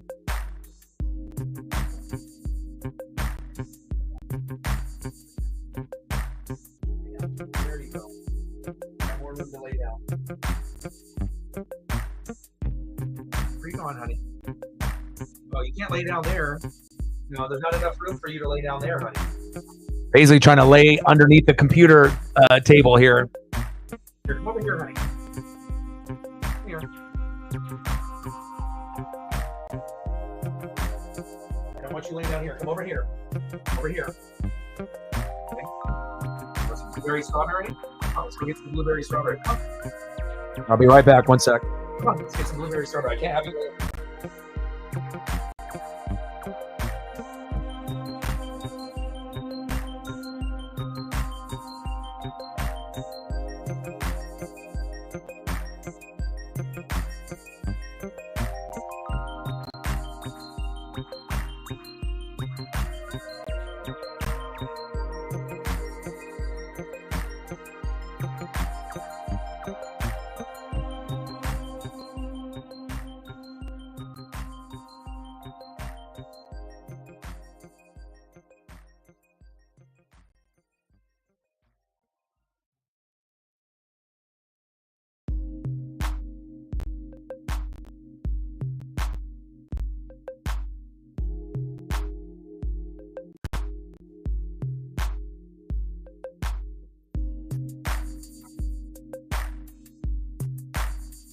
Paisley being a little needy today, but that's okay.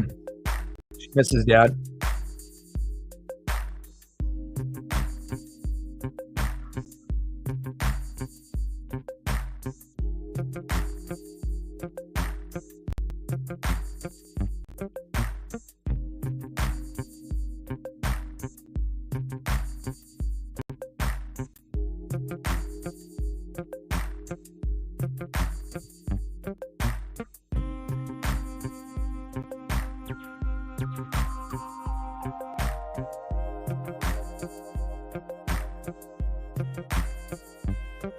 Lay down, honey. No, I don't want you laying down there. I want you laying down over here. Lay down on the blanket. Okay? You gotta lay down on the blanket, honey.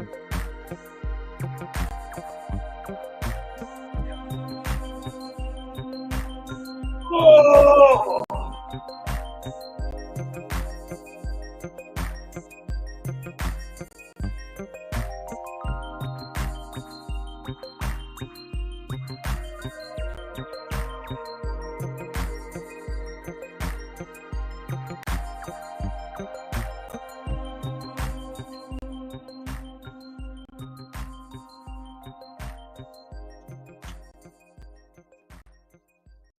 Okay, lay down over here.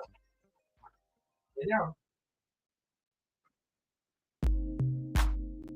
Lay down. Daddy has to work, okay? I want you to lay down. Lay down on that. Okay.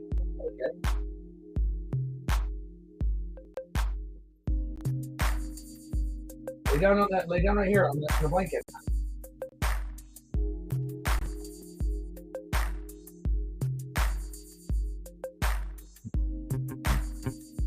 Good tackle there by Oregon. Fallout? Oh, man. I might have to do a rewatch on that, too. Yeah, it's my baby. Lay down, honey.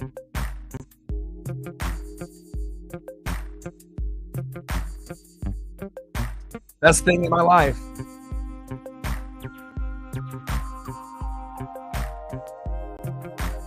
Lay down, honey.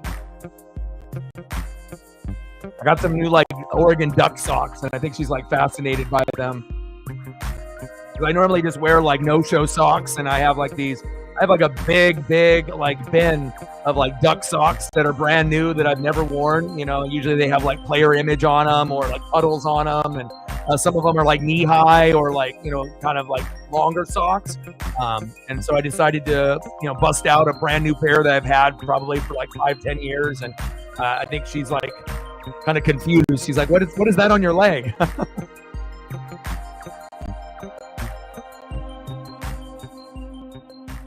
Fourth down and 6. Purdue with the punt.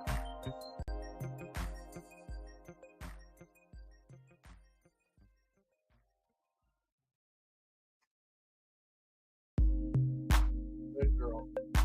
Love you. Good girl. Yeah, I need to be able to get her a jacket, like a pink one or like a camo one, or if I could end up finding like a Ducks one or something like that. But get her like a little custom jersey, and then I could take it to like a seamstress and get her name on it, get it sewn in. I mean, I've seen that they have like Seahawk ones and they have Duck ones here in Oregon that you can get for your dog. It just depends on how long the dog is,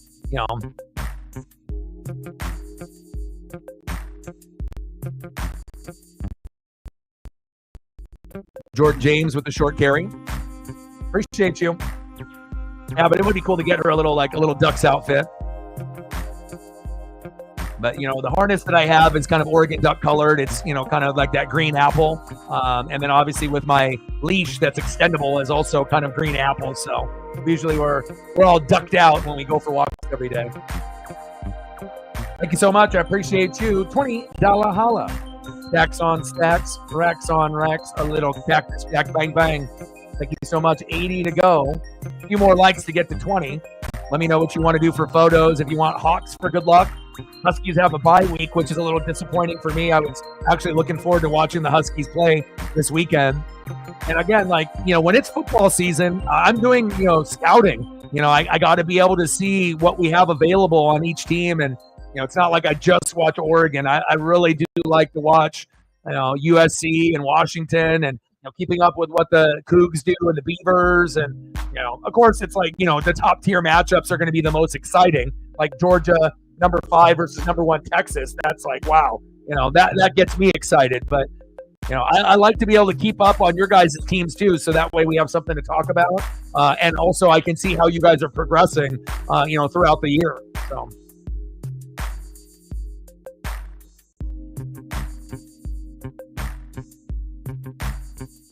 Good girl. Oregon in full control, which I don't think anyone anticipated. This wasn't a trap game whatsoever. Now, again, if Purdue was like 4-1 and actually had a good team, whether they were ranked 25 or not ranked, then yeah, this could have been a trap game. But a 1-5 record, 0-3 in the conference, even though we're on the road, we're still riding that emotional high of beating the Buckeyes by 1. He does say, woof, woof, thanks for the support. But I do find it kind of funny that they had to end up changing the rule because Dan Lanning ended up being smarter than some of these other coaches. And then now, 12 guys on the field with the little bit of runoff, And again, if Ohio State actually had better clock management and would have ended up going down earlier, they would have kicked the field goal. And I think that they probably would have had like a 90% chance to make it based off the distance that they were at. I mean, unless we ended up having a muffed snap or we got a finger on it and we blocked it. But realistically, if Ohio State lined up for that field goal, we would have lost. And we also, intercepted by the Boilermakers. Unless that hit the ground. But were they good calling it dead or what's going on here? But we left a lot of points on the board, and normally when you leave 7 points on the board, you end up losing 100% of the time. So we definitely got lucky, not going for the field goal and going for it on 4th down, missing the field goal. Oh, okay, he actually went down, so he did pick it and went down to his knees there. I was going to say he didn't hit the ground. Good interception there by the Boilermakers. Yeah, but if they play, then they can actually get off the schneid and not have to worry about it. By not playing this week, you're still thinking about the whooping that you had, and now you have to think about it for a whole nother week. I think it would be better just to get Huskies, to get them regrouped and get out there, so that way that, that they could prove that maybe they can get a dub instead of having a bye and now having to kind of sit on that loss for another week.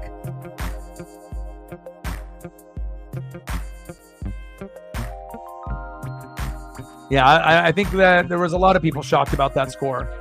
Get him! There we go. Is that a fumble? Incomplete. I don't want you down there, honey. There's too many wires down there. There's not enough space for you. She said, Dad, I need a massage on my neck. Scratch the top of my head, Dad.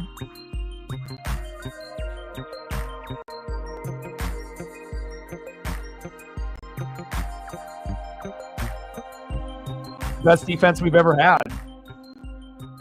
We've never had a defense like this, ever. I mean, the best two teams that we had, 2001 with Joey Harrington, that team had the most NFL players overall, offense and defense.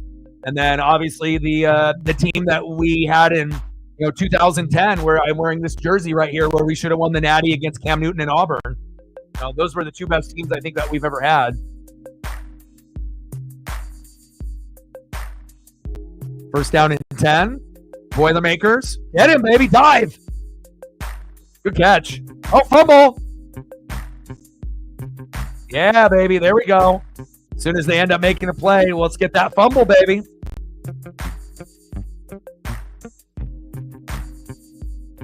Ducks football, baby.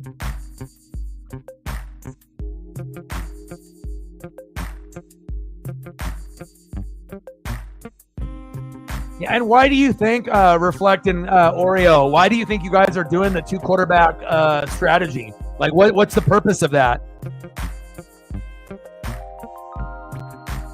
Like, did they think that would be like an asset for the team? Like that was going to be like, okay, you have your starter and then you have your kind of like a change of pace running back. So it's like you have an RB1 and an RB2. They thought, oh, I got a QB1 and now we got a QB2. One guy is more of a thrower and the other guy is more of a runner. And so they wanted to kind of mix them in. But as we all know, when you do that strategy, it causes problems typically in the locker room and as well with the fan base, especially if you're not, winning games when you're doing it.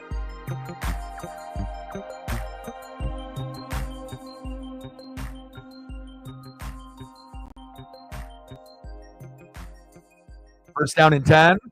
So even though Gabriel had that bad interception, it's 12 noon. You know what time it is? A Boilermaker sack lunch. Yum, yum, yum, yum, yum, yum, yum. Got to get the last names on the Boilermaker jerseys instead of it just saying Boilermakers. Come on now. Nowhere to go for Dylan Gabriel. Good defense there by Purdue.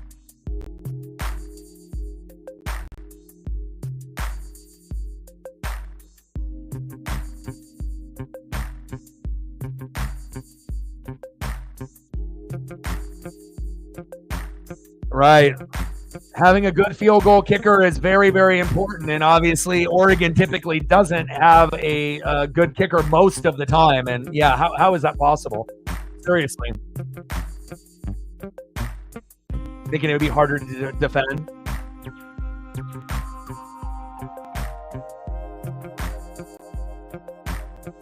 (21-0).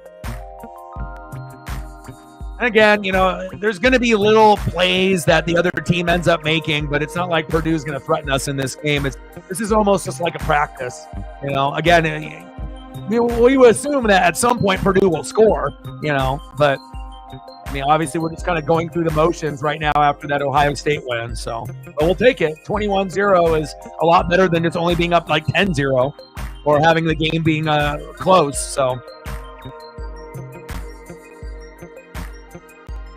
you want things to be clean throughout the whole game, but remember, we're playing down to the competition, not playing up like we did to Ohio State. And once you go through an emotional win and then you end up playing a bad team, it's hard to be able to get all the guys up, for this particular game. Yes, it is a game, but it doesn't have the same magnitude as Ohio State. So.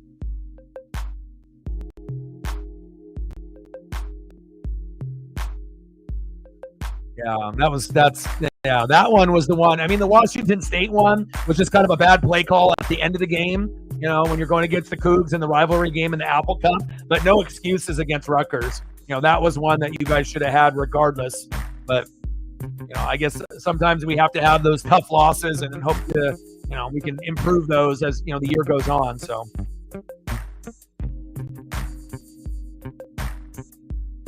Yeah, but but if you look at it, our roster is better than yours, right? And we didn't lose our head coach like you guys did. So if you guys still had DeBoer at head coach, maybe you guys don't lose to the Cougs and you don't lose to Rutgers.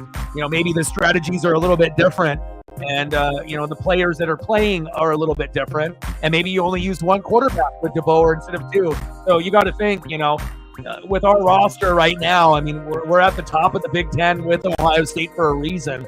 not only of, Uncle Phil's money and the uniforms and the jerseys and the helmets and the NIL and the transfers and the players, it's like when you're, at the top in recruiting, you're definitely going to have an advantage. I mean, look at how good Ohio State and Alabama and Georgia have been in the last 10 to 15 years. I mean, they haven't really dropped off from the top three ever, and Michigan was kind of like, close, and then finally with Harbaugh, they got the right kids there, like Aiden Hutchinson, and they were able to overthrow Ohio State. But look how long it took, for Michigan to dominate Ohio State for a year, 2 years, 3 years. Normally it was Ohio State's division, right?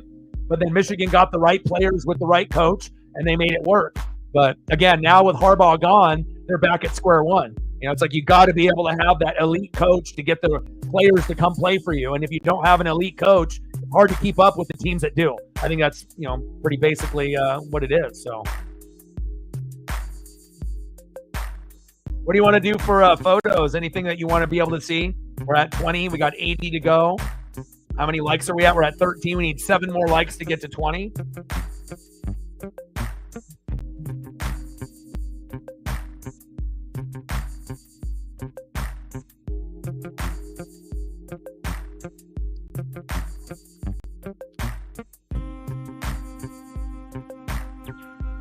Yeah, but I mean, if we were to lose a game like this would be setting the program back a bunch.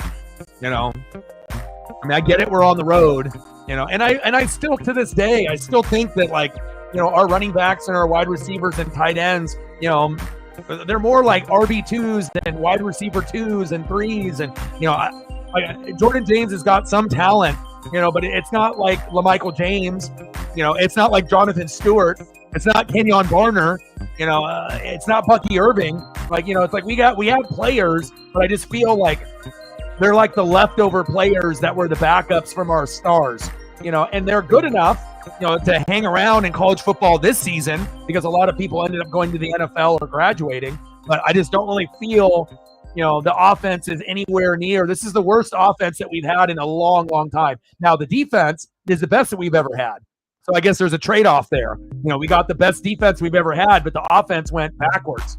Like, instead of being a 10 on offense, we're like a 7. But then the defense going from like a 5 now is a 10. So I guess that's where we're at. But I would love to be able to see our offense kind of catch up to the defense at some point. But I don't know if that's going to happen this year. We might have to wait till next year. So.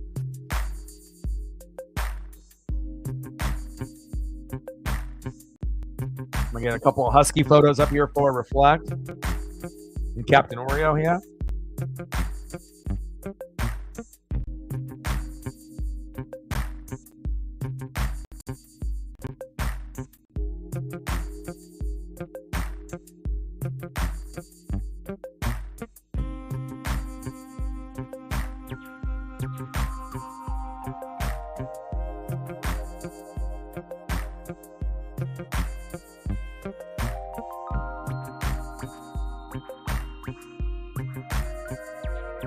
Wish we got to watch him play more. I'm missing watching Michael Penix Jr. and I don't know how many games and how many years we're going to have to wait unless Cousins ends up getting hurt. But I would love to be able to see what he can do on the NFL side.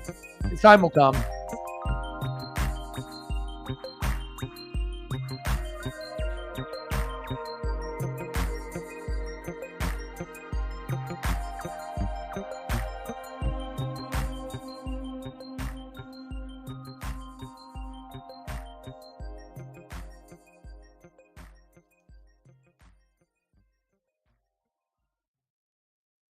Yeah, but also too, Matt, again, you're young, bro. You haven't watched since like the 80s and the 90s and the early 2000s like I have.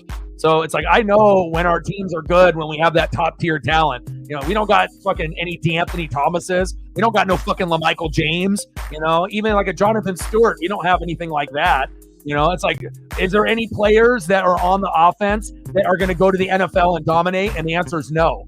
Like even if Dylan Gabriel makes it, he's more of a project QB rather than a guy that's going to go in and dominate right away. Like, if you had to take a poll on people thinking that, is he going to end up being a good NFL quarterback?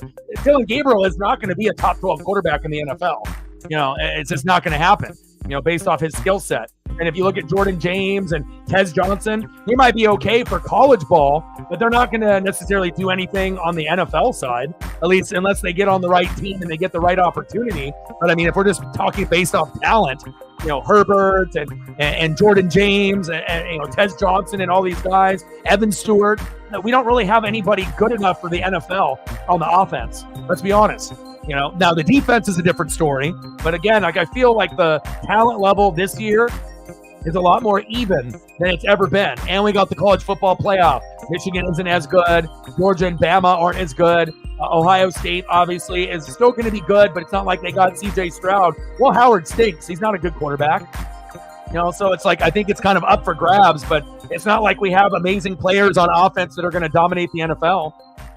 And even when we did, like LaMichael and DeAnthony, they didn't even make it. They could only make it through their rookie deal, and then that was it. So even though they were some of the best players in the country and the most athletic players that we probably have ever had in LaMichael and DeAnthony, they couldn't even make it. So if those guys can't even make it, why would Dylan Gabriel and Tez Johnson and Jordan James make it? And the answer is they won't.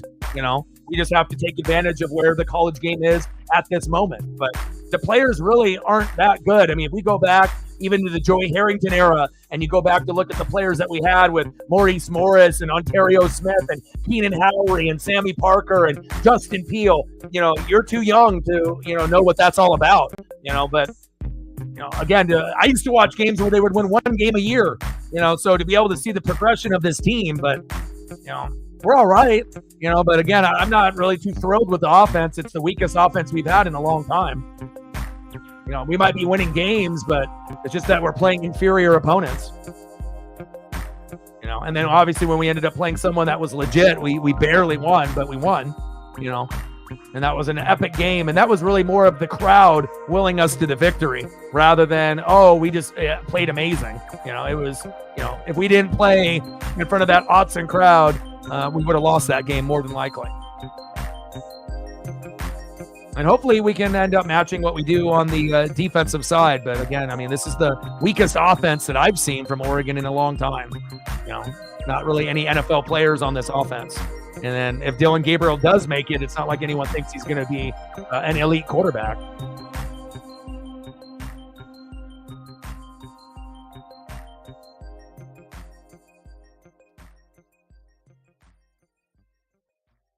Yeah, but the thing is if we ended up having Quinn Ewers or Arch Manning, or if we had even Cam Ward, our offense would be a hell of a lot better than it is right now.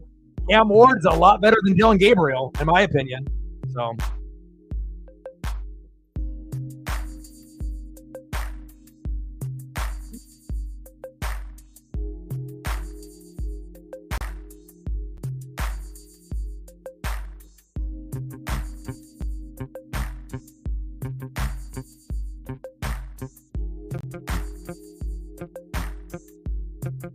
Yeah, like Muhammad is probably the best player, overall. I mean, we got a couple guys on defense that might be able to make a name, but, that it shows you, you go from playing with boys and then it's a man's game. And when you go to the NFL, you can win a Heisman like Marcus Mariota, but that doesn't mean that you're going to dominate the NFL.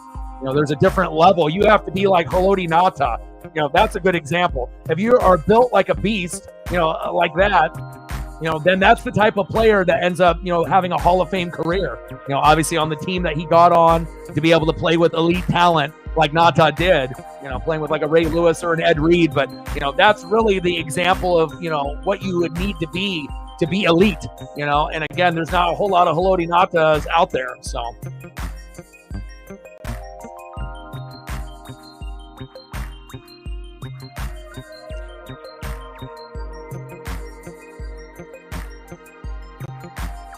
I'm just saying that they're better players than Dylan Gabriel. Like Arch Manning and Quinn Ewers would be it would make our offense much better than Dylan Gabriel. Like sometimes Dylan plays, pretty good and he can run with his legs and whatnot. But I wanted a lefty quarterback, but and obviously Stein is opening up the playbook a little bit more. But there's a difference between being a good college team and a good college quarterback and being NFL ready. But we'll take a 21-0 lead.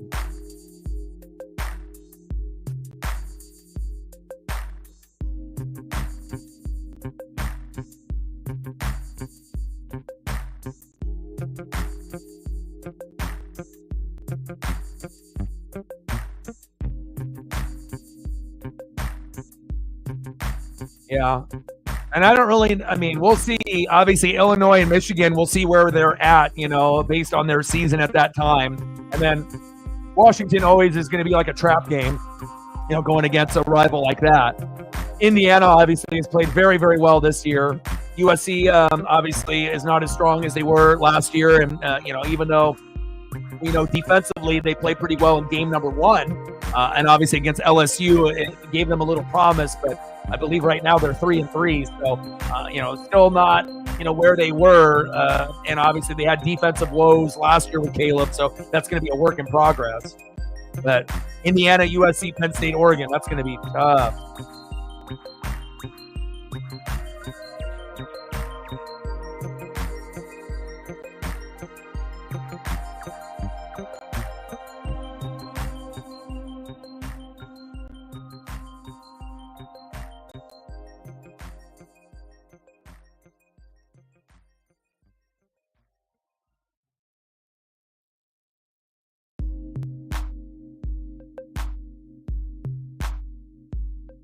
Seven more likes to get to 20. If you're in the room and haven't smashed that like button yet, please do. 6 more to go to get to 20. We can get there, baby.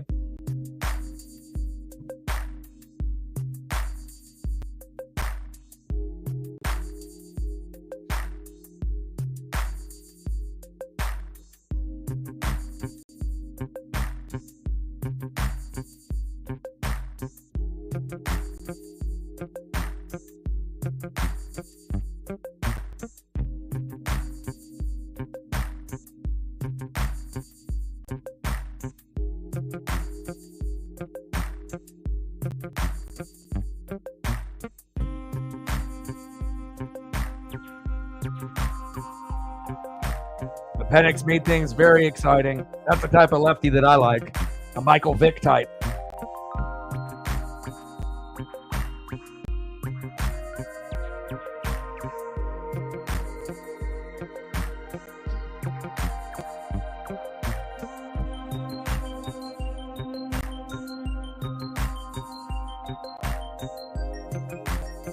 Yeah, but you already know damn well that you're not beating us this year.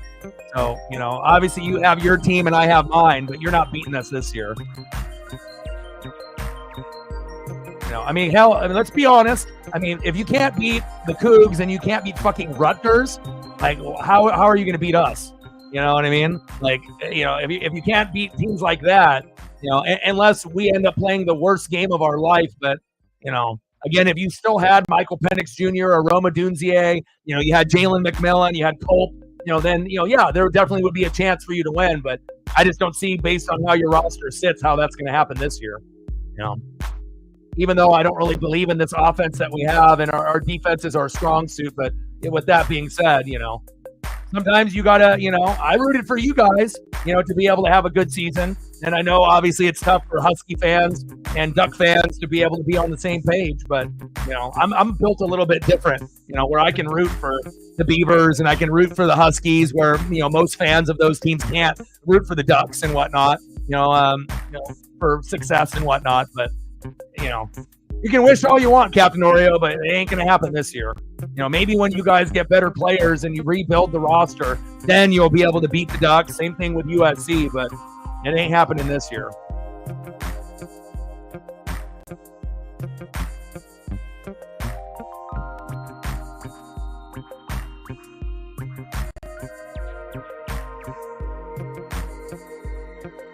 Yeah, but that wouldn't be good for the Big Ten overall and the Pac-12 teams.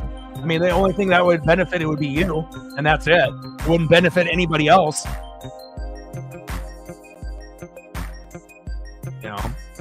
Hell, you guys ended up making the Natty when no one thought it could happen, so.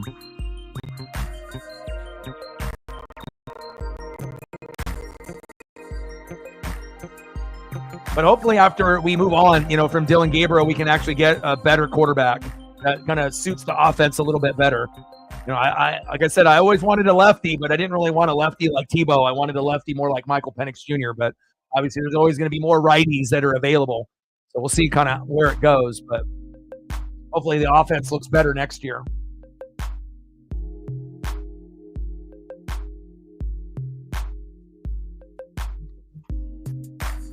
Good girl. Yeah, I seen that obviously a few days back.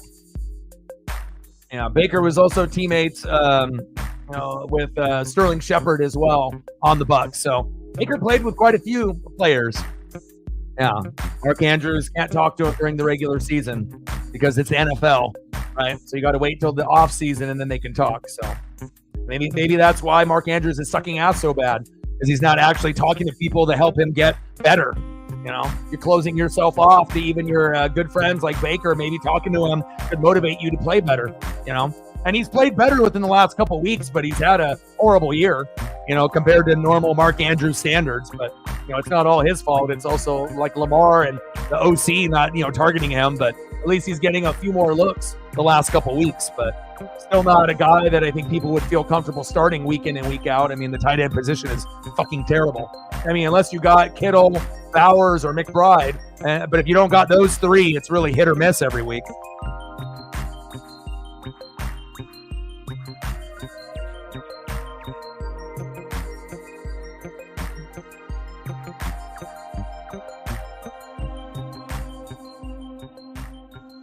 I know you guys got AR this weekend. Hold your breath.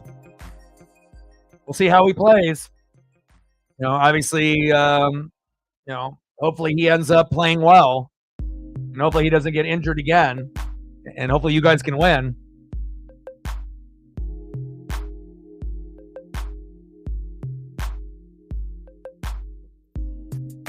I'm just really nervous about him, you know, because I feel like a couple more injuries, you know, this year and next year, then they're going to be calling that pick a bust, you know, because he has talent, but he just can't stay healthy, you know. But hopefully that's not the case, and eventually he can end up staying healthy, you know, being a little bit more accurate, you know, running with his legs efficiently, and knowing when to throw it away and go down, you know. But again, if he ends up having, you know, 2, 3, 4 more injuries in the next like 2 years, you know, they're probably going to call the B word on him, you know.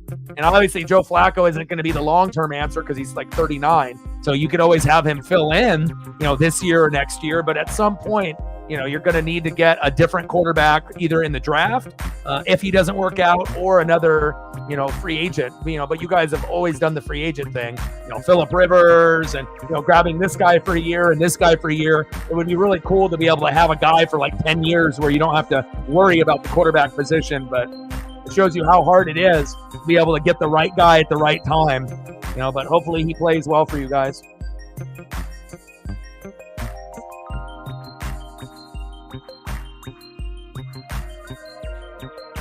All right, we're starting the third quarter now.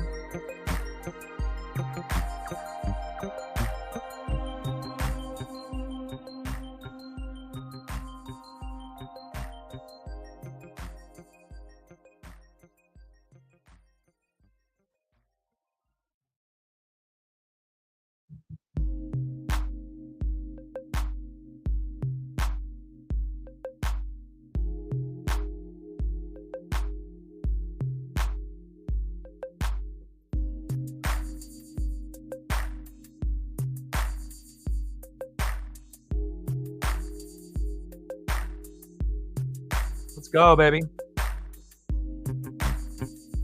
And I would assume they'll be running a lot with Jordan James and Noah Whittington and, you know, trying to bleed this clock out. There's still going to be some key throws. Maybe we'll get Tez in the end zone in the second half, or Evan Stewart, and hopefully we can hold Purdue like we did with Michigan State. Hopefully we can hold them as close to a 0 as possible, but realistically Purdue will probably put up 3 to 10 points before it's over. I mean, especially if we start putting our backups in. But we obviously have to have more than a 21-point lead before we put in like Dante Moore. So.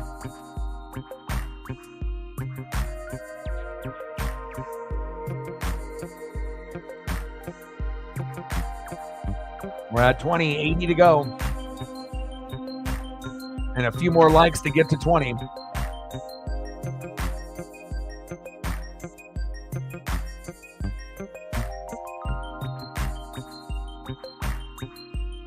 Hand off. Good tackle there by Oregon. And being a defensive type of guy and fan, it's nice to be able to finally see Oregon's defense be like elite.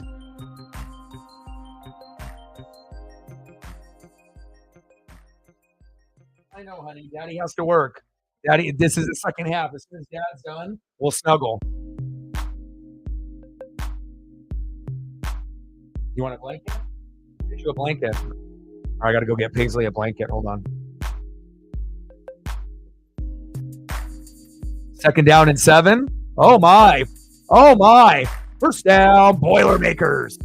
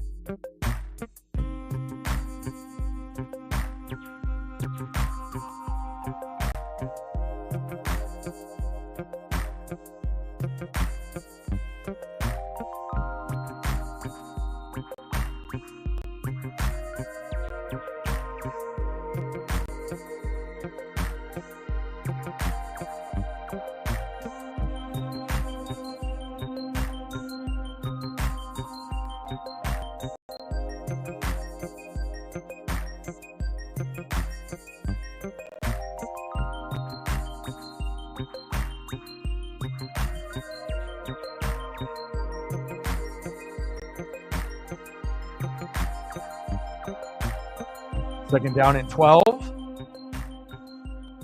Marset. I wonder why Paisley's so needy today. Super needy today. That's all right. That's one-handed grab there by the Boilermakers.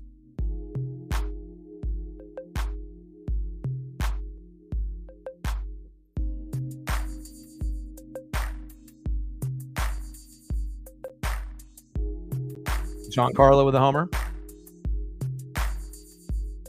Third down and 4. Shotgun set. Nice catch. First down, Boilermakers. Move the chains. Yeah, I mean, we're inseparable and whatnot, but I think it's just because it's a little bit colder, today. And we've been trying to put off turning on the heat as long as we possibly can. So, but I think today is like the first day where it's a little cold in the house. So,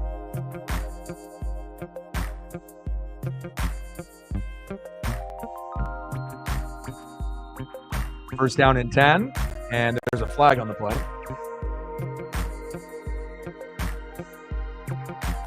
False start on the Boilermakers.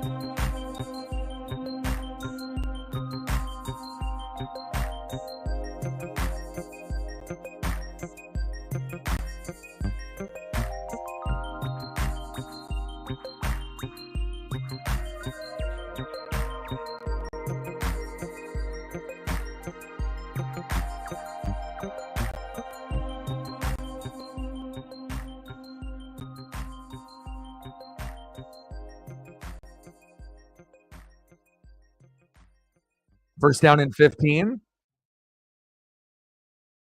Shotgun set. Love, short game.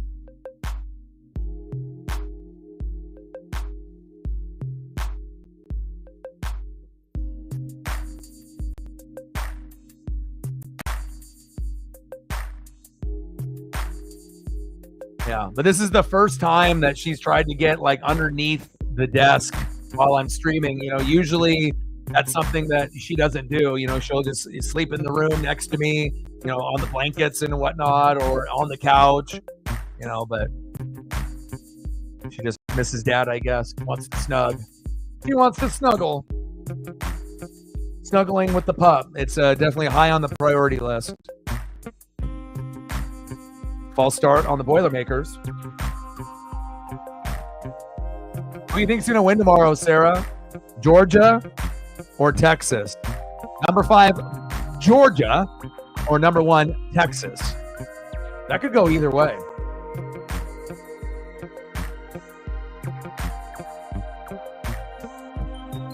I mean, it looks like it could be the game of the year besides, Oregon and Ohio State and then Georgia and Bama earlier, but this looks like the third, game of the year type of, potential.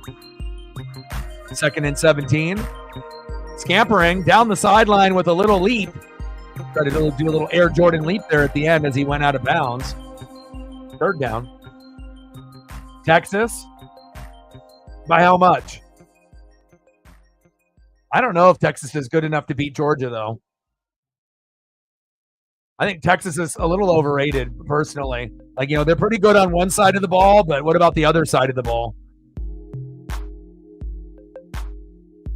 We'll find out. I mean, obviously we like the quarterback situation, whether it's Quinn Ewers or Arch Manning, but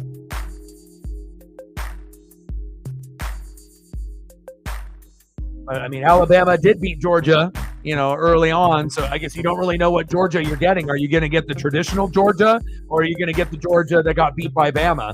Because if you get the Georgia that got beat by Bama, then Texas obviously could win. But if you get more of a traditional Georgia, then, it could end up being, more of a defensive win for the Bulldogs. But I guess we'll have to wait and find out how it all plays out. Should be fun, though. 4th down and 11 on the Oregon 42, 21-0 Oregon. A few more likes away from 20. We're at 20, 80 to go. Shotgun set. Get him. There you go. Good tackle. Maybe we can shut them out. Jabbar Muhammad, baby. I mean, getting shutouts would be great for us. I'm not really used to our team getting shutouts or holding teams to 3 or 10, but what a great tackle by Muhammad there. Husky to a duck, and we love it. All right, Oregon with the ball.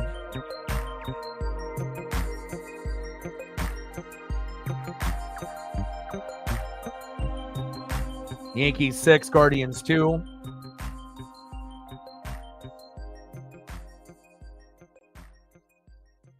And then Mets and Dodgers, game 6 would be in LA, and that would be the game that you would assume the Dodgers will win to go to the World Series. That's on Sunday at 5.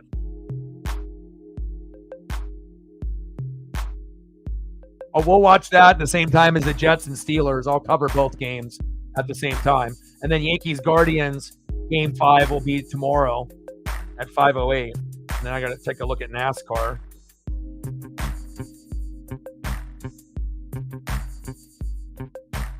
And then NASCAR, it's Las Vegas at 11:30. So everything is kind of spread out. So that's what the spread is, or that's what you think the game is going to be by? Like, what's the spread in that game? I should look real quick. I love you.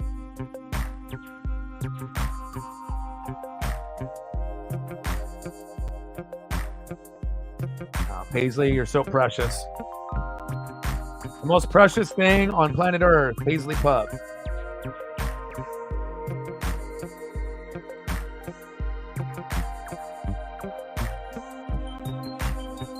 Oh, it looks like Texas is favored by 5.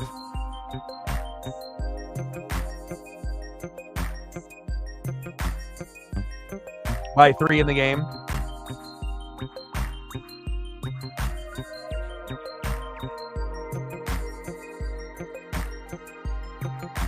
Matchup predictors got Texas winning 76.2%. So I guess they assume that Arch Manning is going to play that much better than Carson Beck. So.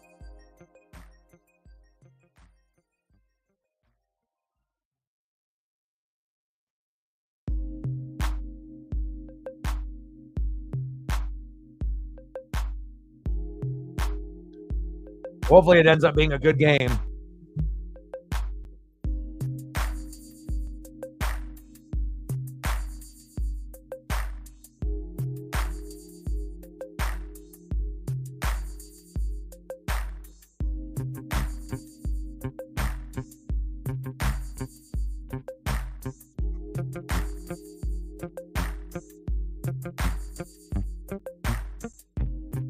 Plays 12 yards. That's unacceptable. Come on, Oregon. But it shows you, like I said, we play in flashes and spurts, and we don't have that top tier talent on offense like we typically do. It's like we got a lot of like backups that have been thrown into the starter role. And it, again, the landscape of college football, a lot of those guys that we had and other teams had went to the NFL or graduated. So we can still end up being a top team, but it just doesn't make you feel good when you feel like you got a bunch of RB2s and RB3s and wide receiver 2s and wide receiver 3s. Like, where's our RB1 and our wide receiver 1? You could say it's Jordan James and Tez Johnson, but I feel that, like, we should have better talent than that, at those positions, especially with the recruiting and, who we are. And hopefully next year will be better.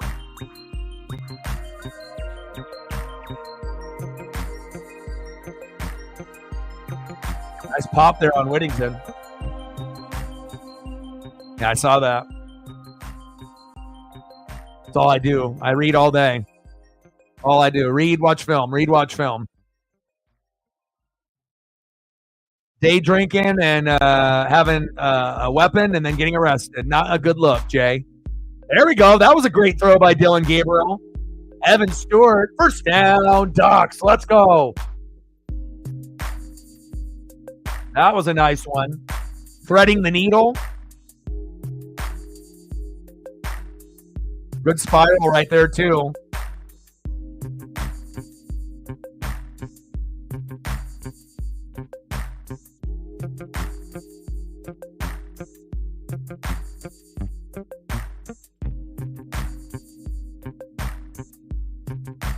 First down and 10. Whittington. Obviously, we're bleeding the clock. Yeah, but we're definitely not getting to 50. We'll probably end this game in the high 30s, you would assume. But hopefully, whatever the score is, hopefully we can, hold Purdue to 10 or less. Obviously, a 0 would be like the best case scenario. And then obviously 3 or 7, but if they end up getting 10 and we can hold them to 10 or less, that would be pretty awesome. Flag on the play and complete.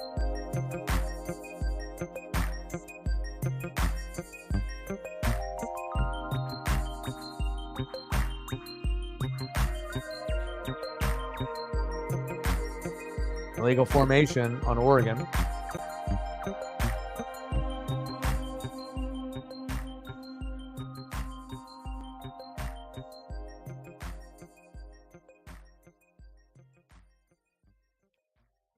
But this game, after playing Ohio State, it really doesn't even feel like a game. This feels like more like a preseason game or like a practice or a joint practice. Like, this doesn't really feel, and I don't know. It's just like, when you play in the Pac-12, the competition is a little bit more fierce top to bottom. With some of these teams in the Big Ten, it's just like, this isn't even really a competition. Like, I get it. You have to play, who's obviously on your schedule and whatnot, but it seems like, you're going to have a couple games that are going to be like must-see TV, and then quite a few games that feel kind of like a practice.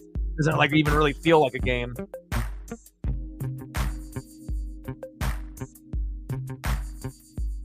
Good pressure there by the Boilermakers. Offense not looking very good after that first quarter.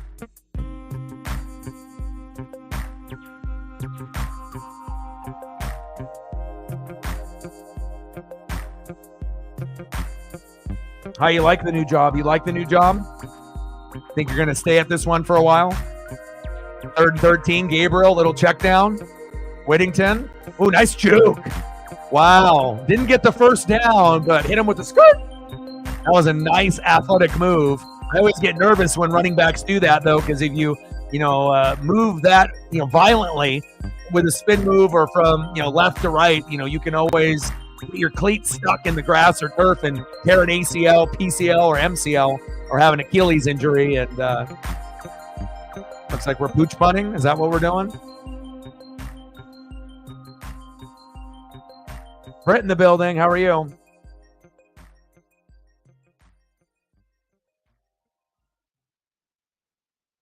Did you end up getting Butker? 4th and 2. I guess we're going for the kick, and it is no good. Boyle is in there for Atticus Sappington. Come on.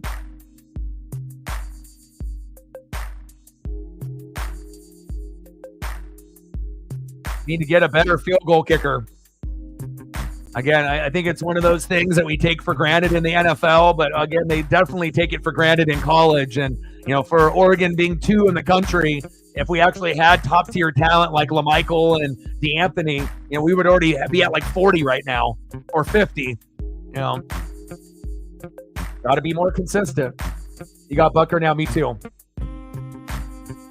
Hopefully it ends up working out for us and he gets to 10 or more. Hopefully somewhere between 10 and 13. And if we're really lucky, then he gets a couple like 50-yarders or 40-yarders. Maybe he can even get something above and beyond, like 13 to 18, something like that. I don't know. They're going against the Niners, so, and we know Mahomes hasn't really been very good this year, so there should be a few touchdowns, so he'll get a couple extra points, and then we assume there will be 2 to 4 opportunities for field goals, and hopefully he goes 4 for 4, 3 for 3, or 2 for 2, and if he only goes 2 for 2, hopefully they're like 50-yarders, so that way we can get 5 points each, and then we can be sitting at like a 12, so...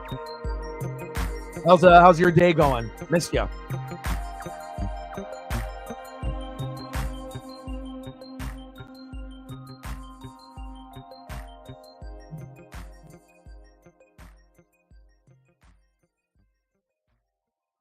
Okay. Yes, you send it to me. Send me everything.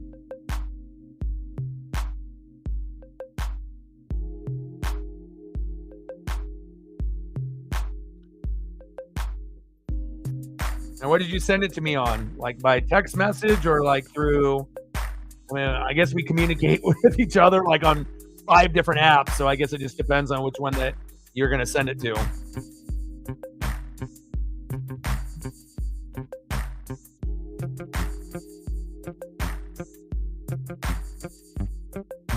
Michael in the building. What's good? Good luck with Oklahoma State.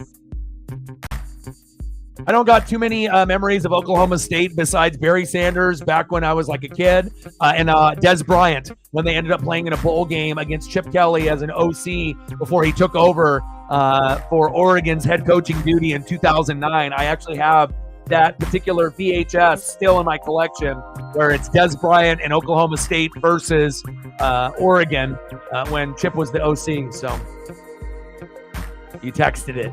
You texted. Okay. Let's take a look. Connor on the bench, Mason on the bench. That's what I did too. I don't have I got both of those players, and those are red matchups, so not ideal. And obviously, Connor shit the bed last week. Mason still has that AC joint injury.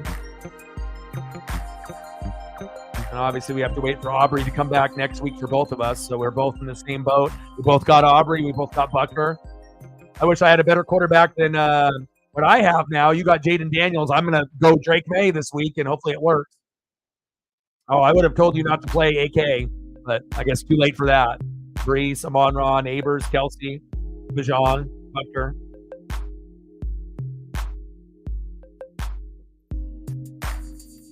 Uh-oh.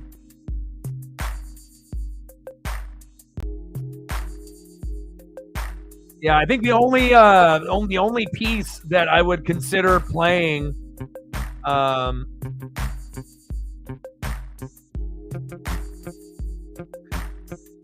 I think the only piece, well, since you already did AK, that's one of your spots. But if you would have done like, Brees Hall and Bajan, and then you could have done, Jaden Reed instead of AK-41. But I guess if you want to go with Bajan over Jaden Reed, but Reed is really the only player on your bench that might blow up this weekend and actually have a pretty good game against the Texans. I could see him scoring once or twice and having 10 to 20 points. But obviously we know Bajan is capable of doing 10 to 20 points also, and it's not like you're going to put him in for over necessarily Neighbors if he plays, as well as Amon-Ra. So your lineup looks good. But if you do switch Robinson and you don't have confidence in him, based off his numbers, then going with Jaden Reed, I think, would be the proper substitution. I wouldn't do DK or Goddard or Connor or Mason for him, but Jaden Reed, I think, I would maybe consider that. Let me look at the rankings this week.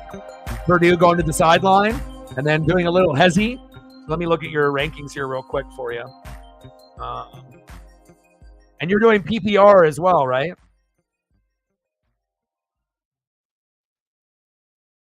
All right, let me take a quick peek for you.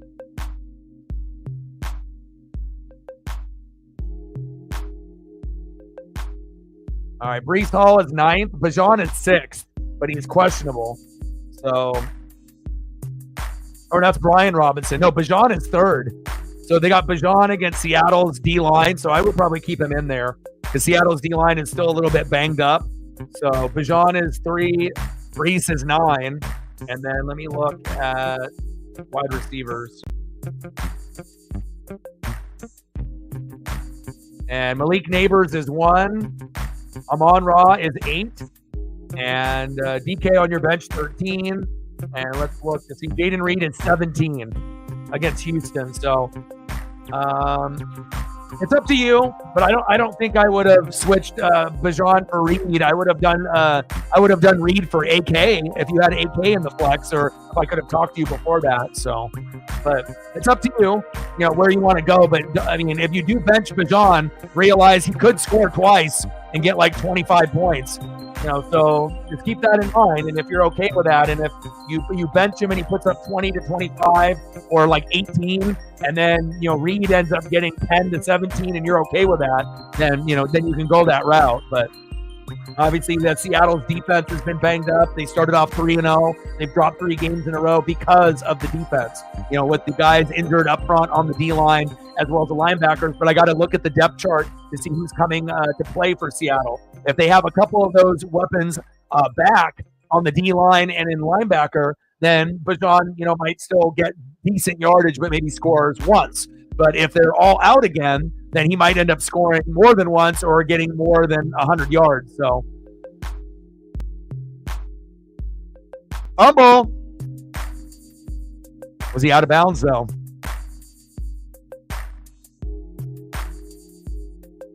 Brees in a red matchup.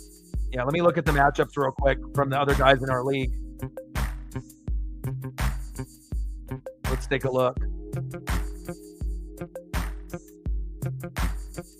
Yeah, Brees is in a red matchup against Pittsburgh, obviously with TJ Watt and company. But even that being said, we don't really know the flow on how that will work out. And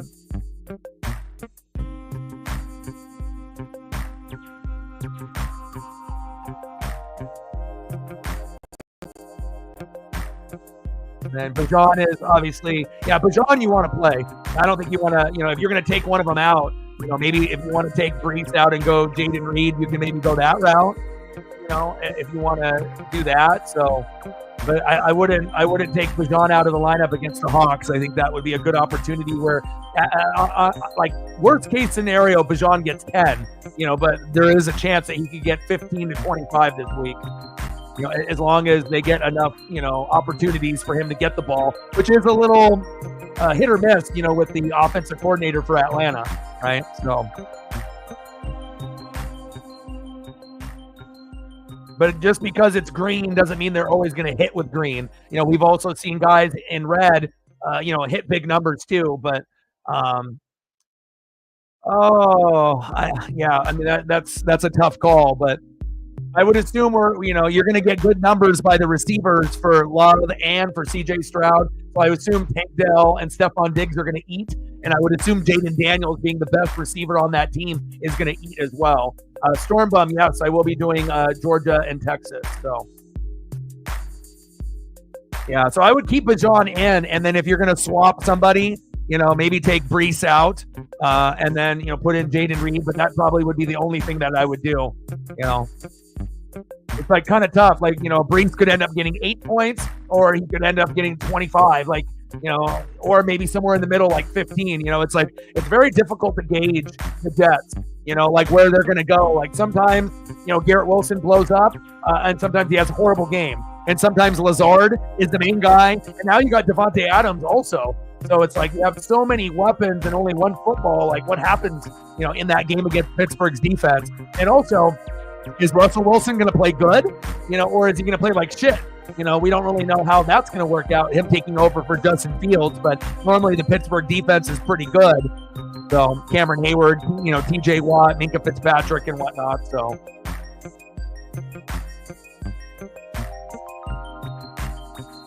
Yeah, I wouldn't have done AK. That would have been the player I would have told you to sit against that Denver D, even if it wasn't with Patrick Surtain. And then that would have been an easy one to put Reed and plug them in. But obviously, too late for that now. So it's up to you, on how you go. The way that your lineup sits now is good. But if you were going to make a substitution, then it's up to you on how you want to go about that.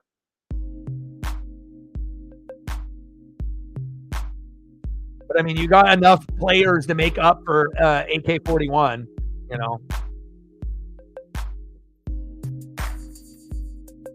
But I think I would bench Brees, put Bajan as your RB2, and then put in Jaden Daniels or Jaden Reed as your flex. I think that's what I would do. Incomplete.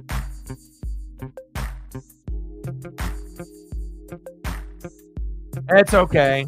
I mean, I've screwed up, plenty of times, and I get emotional with certain, players. Like if they end up screwing me over and I lose, sometimes I cut them, even though I know they're a good piece that I should be keeping or put on the bench. But again, I'm already over 100 moves on the wire, and I just have to be able to hope that I can put out the best lineup possible and go that route. So. But you got enough with like Jaden Daniels, Amon-Ra, Neighbors. They should eat Kelsey, hopefully. Bajan, Butker. So, but I wouldn't play Connor, even though he could score 15. I wouldn't play Mason, even though he might score 10 to 15. But it's just those are bad matchups. Metcalf. I think I would go Reed over Metcalf, just even though Metcalf could score against Atlanta.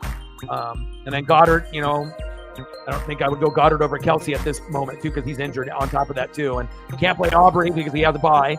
So let me take a quick peek one more time here.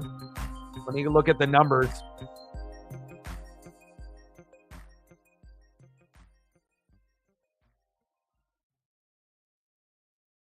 Let's take a quick peek here.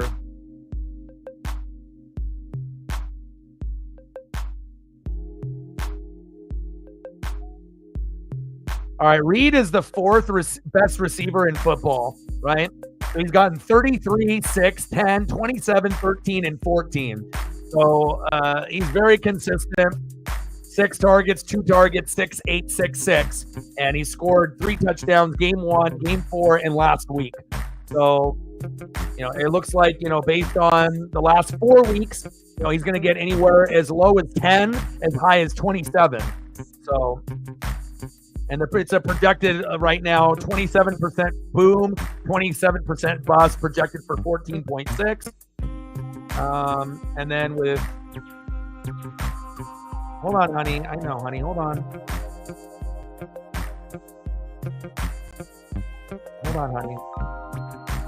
And then Brees has got a red matchup against Pittsburgh, projected for 16, average about 15. And he's gotten 18, 24, 18, but the last 3 games, he's gotten 3, 6, and 21. So if it's good defense like Denver and Minnesota, and Pittsburgh is in the same boat, he only put up 3 and 6. So I think based off that information, that's looking at his stat line, that I think I would bench Brees and I would go with Jaden. Put Bajan as your RB2 since AK already played, and I would go with Reed. And again, if Brees has a bad game, it might be 3 to 7 points. But if Jaden Reed has a bad game, he'll get you at least 10. But if he has a good game, it could be as high as 20 to 30. So I think that's where I would go, based off what you showed me.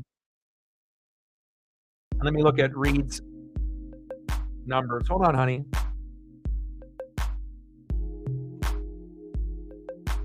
But based off good defenses, Brees has not played well.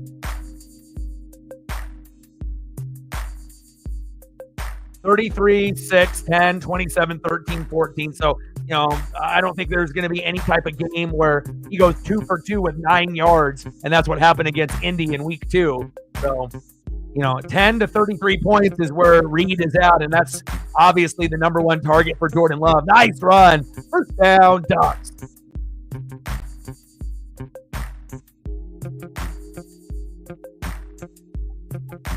And Reed has a neutral matchup. So I think that's where I would go. You got this. I got you.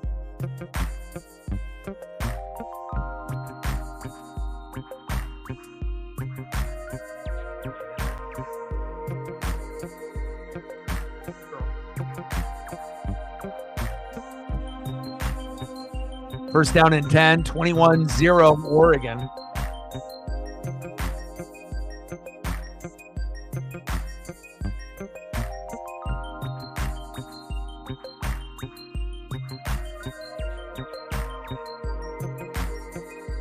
So Bijan to RB2, Breece Hall to the bench, right?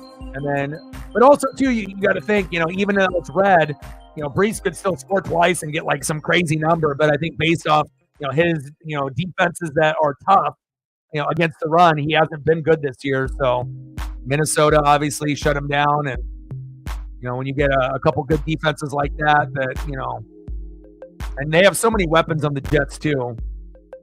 And if they get down in the game, then obviously they might not run the ball as much also. Ooh, text.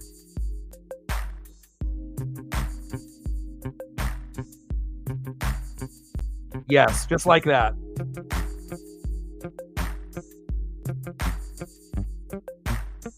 I mean, it's too late for the AK-41 debacle there, but,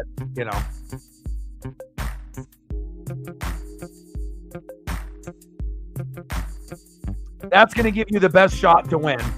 And again, if Breece Hall goes off, and he gets 20 points, good for him. But again, you shouldn't be that far behind with Reed point-wise. I mean, maybe Reed gets 14, and maybe Breece has an amazing game against the Steeler D, and he gets 20. But, I think that you have a better chance of getting 15 points with Reed than you do with Breece this week.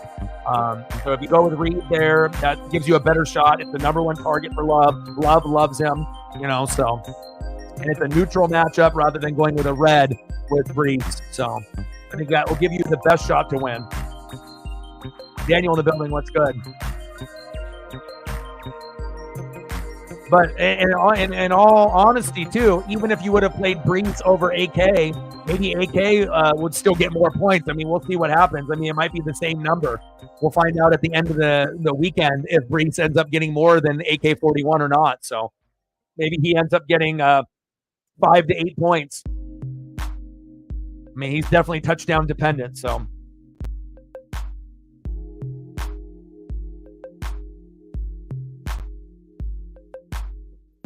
Cellular phone, pager, dial-up, rotary phone, smoke signals. Yeah, I got to get a hold of Britt any way I can, End of the third quarter, 21-0 Oregon. Who's on the wire for you? Is there anyone else on the wire that's like any good that's just sitting there?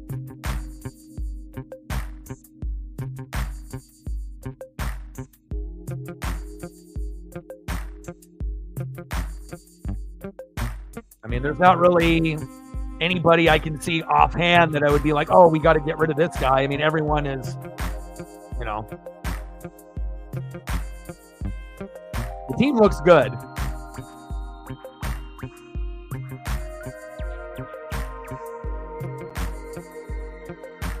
And then at some point, you'll be able to drop Mason once McCaffrey comes back, and then you can use that spot for another wide receiver, or another tight end if you want, depth or whatnot. So, carrier pigeon, yes, you need that. That pigeon would be pretty tired though from going from Connecticut to Oregon and Oregon to Connecticut, but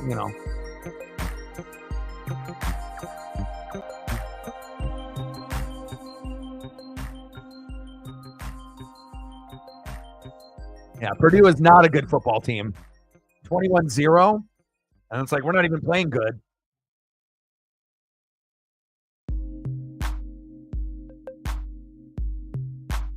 This game is what we call playing down to the competition. I'm used to it when I watch the Mariners and any other team I fucking root for. We already had the game of the year, and obviously we're playing down to the competition. And if we had elite players, we would probably be at 40 by now, but we don't. And so we're winning, but it's not really by impressive fashion besides the defense holding them to a 0. That's impressive. But 21 against this bad Purdue team is not ideal. Yes. Encyclopedia Britannica.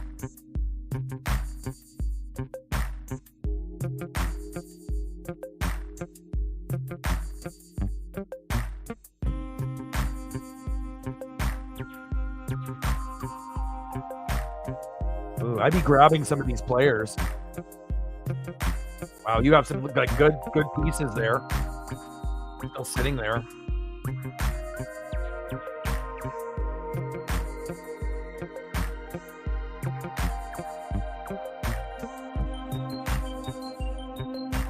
I mean, at some point, we'll have to wait and see, but just people that I would be... all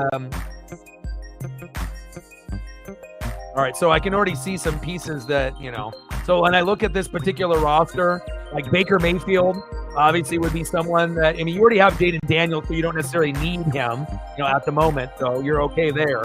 But Joe Mixon is just sitting there. I would grab him. You know, he's pretty fucking consistent at what he does. Yeah, there's going to be injuries here and there, but, you know, Mixon would be worth a roster spot. Cooper Kupp possibly down the road. You see A.J. Brown is just sitting there too. I mean, I guess it just kind of depends on who you want to upgrade from the bench. You know, if you wanted to, you know, go A.J. Brown over DK Metcalf, you know, or if you wanted to go, I mean, you got to wait to see if Cooper Kupp can stay healthy and whatnot before you do that. But I think Joe Mixon would be worth a roster spot, and you might be able to use him. But just looking at the you know, wire, Baker would be someone you could add, you know, but you don't need to do that. I think more of a need for you would be Mixon. I would grab Mixon, and then if A.J. Brown is there, Cooper Kupp is there, you can wait on Cooper Kupp, but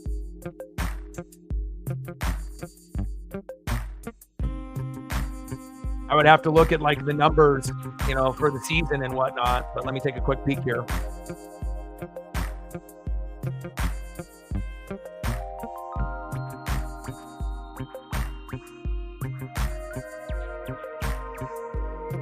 Let's see. Mixon missed a lot of time, but 26, 8, and then 27. But again, at this point, you know, you can, I guess, wait to see if he can end up being healthy and whatnot. But, and then let me take a look at back shoulder. Does he catch it? Whittington, touchdown, Oregon. There we go. Yeah.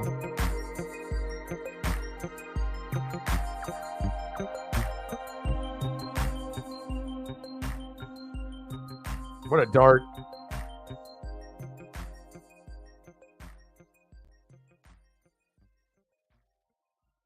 Yeah, you got to wait for AJ to be able to stay healthy. Same thing with Mixon.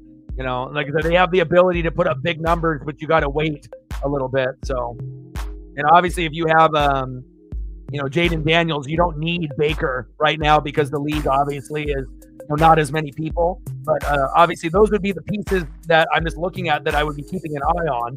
You know, but obviously, if you don't have an injury to Jaden Daniels, then you're not going to need anybody like Hurts or Baker at this moment. So I think at this time, you know, Mixon, you got to keep an eye on, but you don't need to really do anything at the moment. Same thing with A.J. Brown and Cooper Kupp. Zay Flowers, possibly.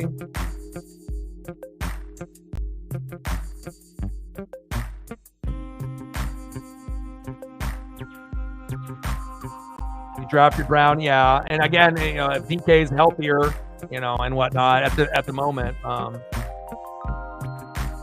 What a good catch there by the Ducks. 27-0 Oregon.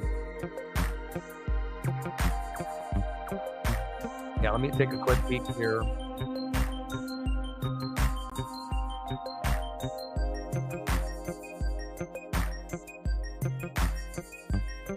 And Zay's 18th. Zay's gotten 11, 22, 5, 2, 19, and 22.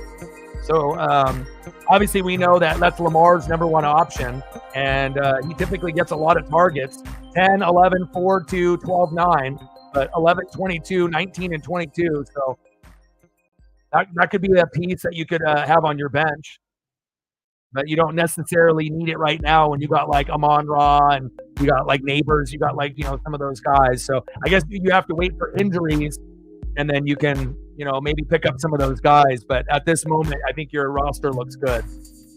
But just looking at the talent that's there, if your league was deeper, you know, and you had more people playing, and obviously looking at, you know, Baker, looking at Mixon, looking at, possibly a Cup or A.J. Brown, but, Zay Flowers. But I think right now where you're sitting, you're fine. I don't think there's anything right out of the gates that, that you would have to grab right now. So.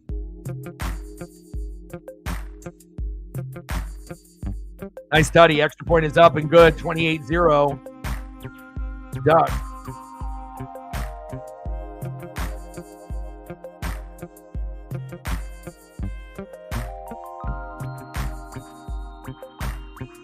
Now, obviously, monitoring, like Ingram and Njoku, obviously for your backup for Goddard, depending on what you got going there, Because obviously, if Amari Cooper now is on the Bills, you would assume Njoku would get more looks, but Deshaun Watson stinks. So it's like you can't really trust him, but at least it's not yet until we see it. So, yeah, I don't think there's really anything. There's guys that are going to produce numbers like Wan'Dale Robinson, Tank Dell, like I have, but Zay Flowers, Cooper Kupp, A.J. Brown, monitor those guys as well as Joe Mixon. But based on how your roster sits, you don't really need to do anything. But if you have an injury, to any of the, pieces that you showed me, then you know where to go. Or you can message me and I can kind of let you know where I would be going.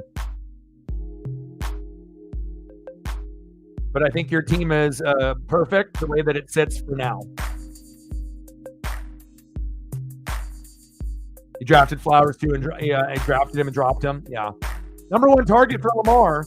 And it's not like, you're getting a lot of numbers out of Isaiah Likely and Mark Andrews. So really they hand the ball off to Henry and they throw it to Zay. And, and he gets a lot of targets and whatnot. So, yeah. But until there's an injury to like Amon-Ra or Neighbors or Reed, then you don't really need to worry about those next tier receivers and whatnot. So, but you already had a good idea. You had AJ and you had Zay, and then you dropped them and upgraded. So, you're on it.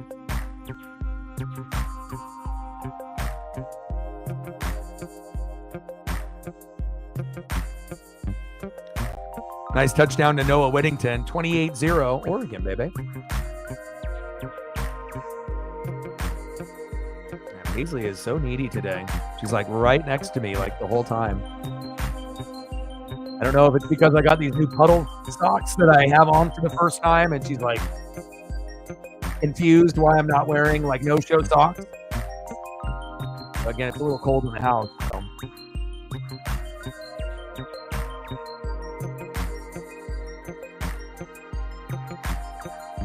Yeah, your team and my team is pretty similar. Not every single piece, but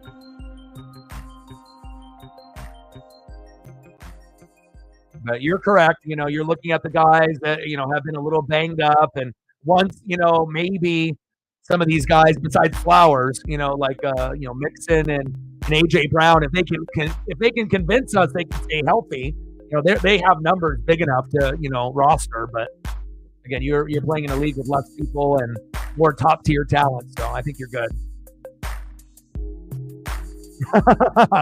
We copied each other.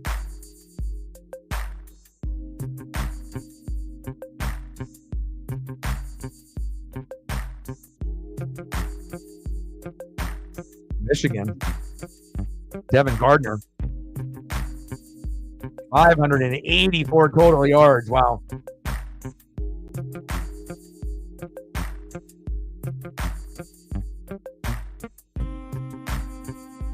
Captain Oreo hoping that Oregon's going to lose just like this week in my fantasy. We'll see.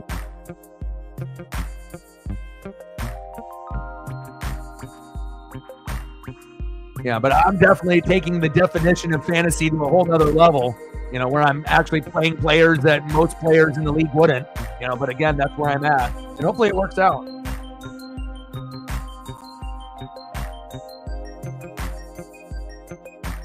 I need to win more, though. I mean, we're at the same record and whatnot, but,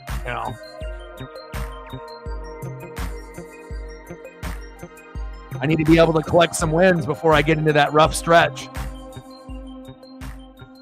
But again, if I can get Cooper Kupp and CMC, that'll be the X factors that I need to be able to keep up so I can actually have a good, projection. Instead of being projected for like 100 to 115 every week, then I can be projected for like 125 to 140 a week. That's what I'm used to. So.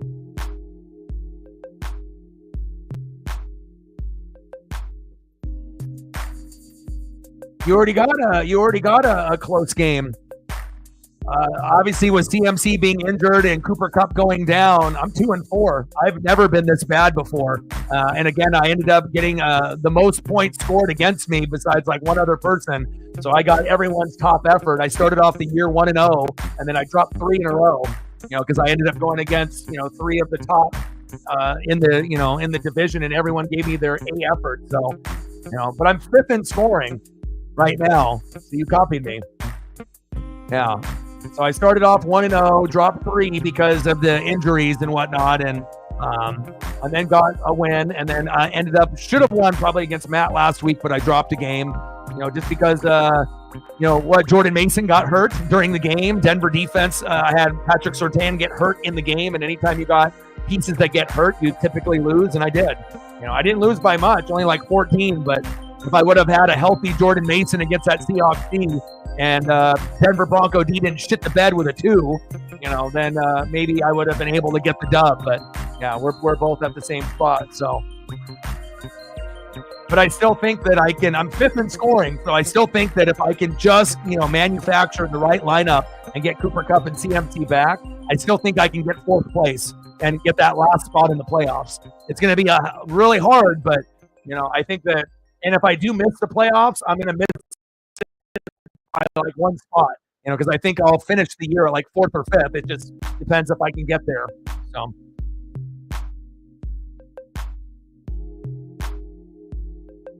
Yeah, that's what happened to me too.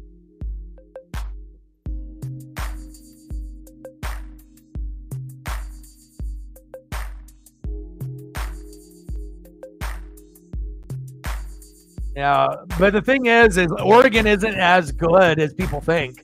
Like I said, I've been watching this team since the 80s. The offense is not good. The defense is elite. But other than that, we're beatable. It's not like, I think every team is beatable this year. Oregon, Texas, Georgia, Bama, Ohio State. There is no powerhouse team in college football.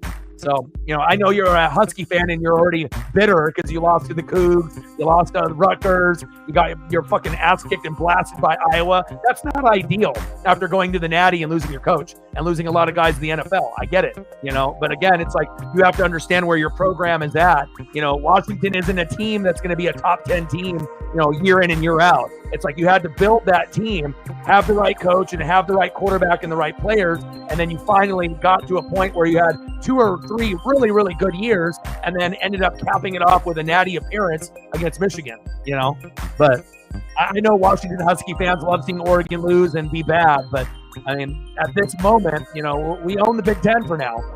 It'll be us and Ohio State for a while, and then hopefully one day you'll catch up. But, it's not like we are, so good that we're going to blow out everyone, Like, we're up 28-0 against a team that's like a fucking high school team. This team sucks, And again, if our team was really good, we would be already at like 50 by now, not fucking 28. So.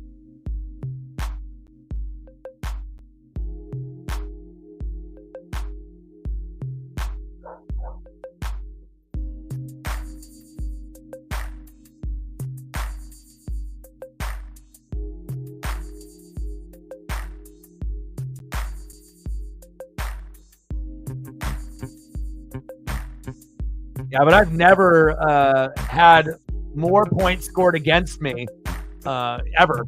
Like normally I finished, no lower than 3rd in every year that I played. So, obviously this league, and that's a combination of things of me fucking up in the draft, picking the wrong players, guys getting hurt and whatnot. And I just, I guess, bottom line is if you end up having CMC, probably you're not doing too good, and that's just the reality of it all, because again, if you have a player that can get you 25 to 50 points and you don't have that, then that's a big loss on top of, Cooper Kupp as well. So it's like, I'm just waiting to the point where I can actually have a full lineup for a week to see how many points I can actually pull off. So, you got the highest points against.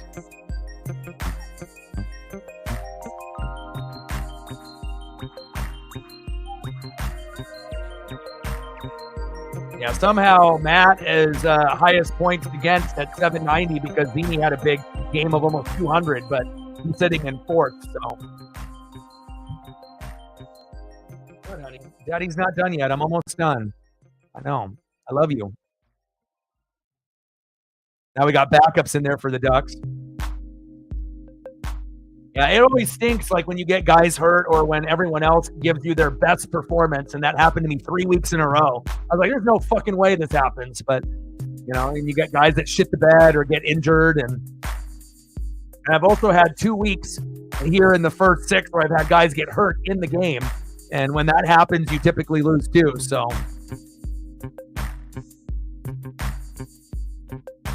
get in there. There you go. Sit down. Yeah, this is the most needy she's ever been. I don't know if she's just sniffing my socks and looking at puddles, or she just wants neck rubs and hugs and kisses. But she's like the most clingy today than ever. Normally she's okay just sitting on the couch or being next to me on this little soft throw blanket that I got. But she's like, Dad, can we snuggle?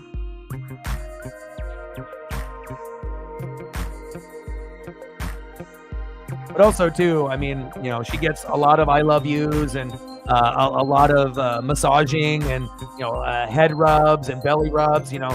Like, she probably gets, you know, more attention than most dogs on planet Earth, you know. It's like she probably gets massaged a couple hours a day, which is more than anybody else, typically. But also, too, we're walking, you know, a couple different, you know, miles and miles and miles, you know, especially if I'm walking about an hour and a half every day, 7 days a week. So I want to make sure that her body, like her head and her neck and back, you know, everything, you know, is loosened up where she feels good, where she's not hurting. So, well, hopefully we both don't suck and we can get on track.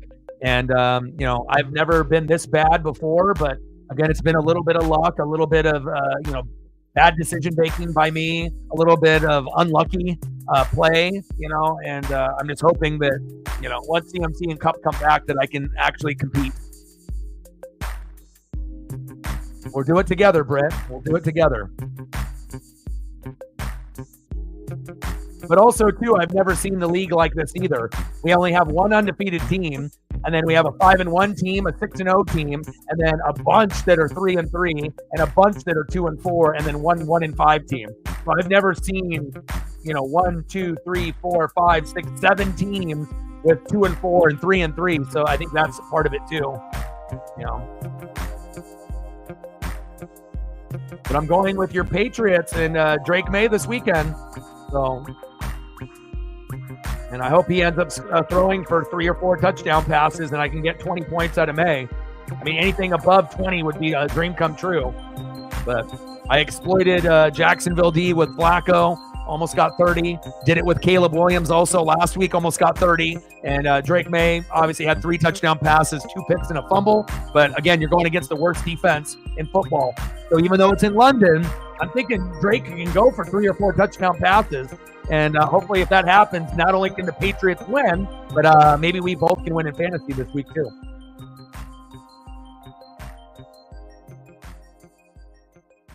Yeah, Reflect's team is so good, though, that, you know, even if someone makes a mistake, you know, again, and typically, if you look at Shep's team as well, look at the depth that team has, both of them.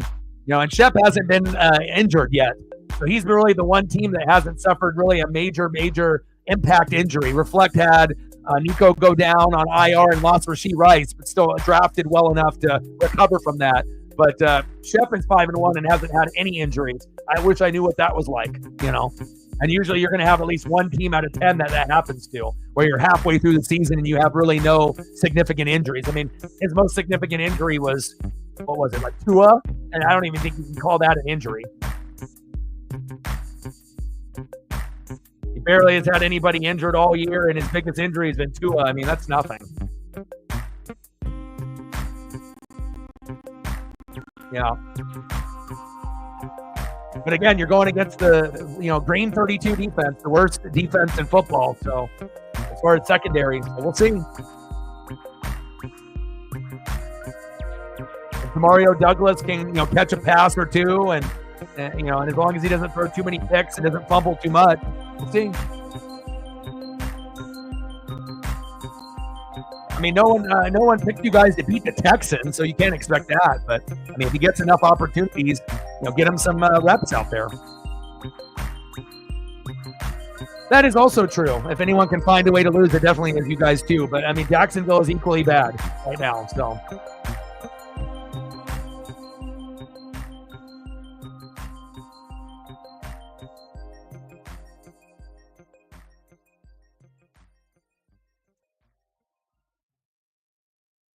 Yeah, but again, if I can get almost 30 points out of Flacco and almost 30 out of Caleb, I know Drake's only had one game under his belt, but I'm thinking that he can do it again.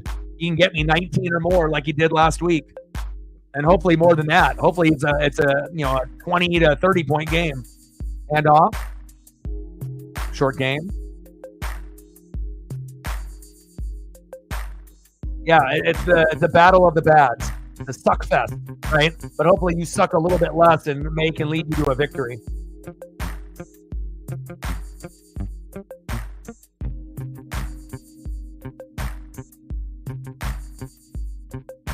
Is that going to be demoralizing for you, Captain Oreo, if I beat you with Drake May? That probably would be. Not like anyone else would do something like that. So, but again, I'm not like everyone else. So.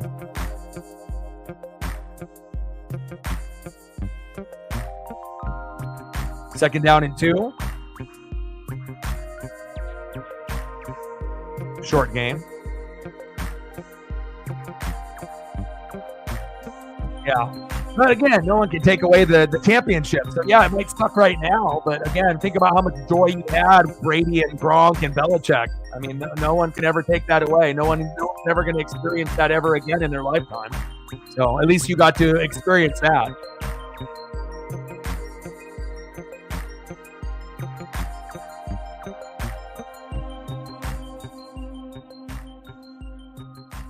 Third down and 1.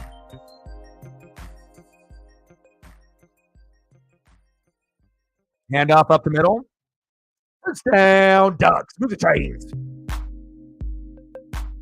But I will be waking up early to watch that game. So.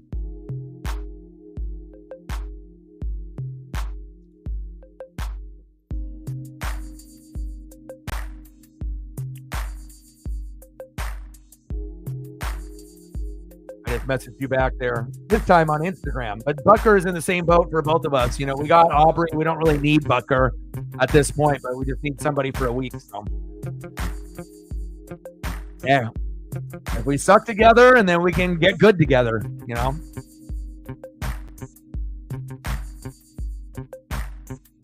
First down and 10. Harris, touchdown, Oregon. Jay Harris with the tutty.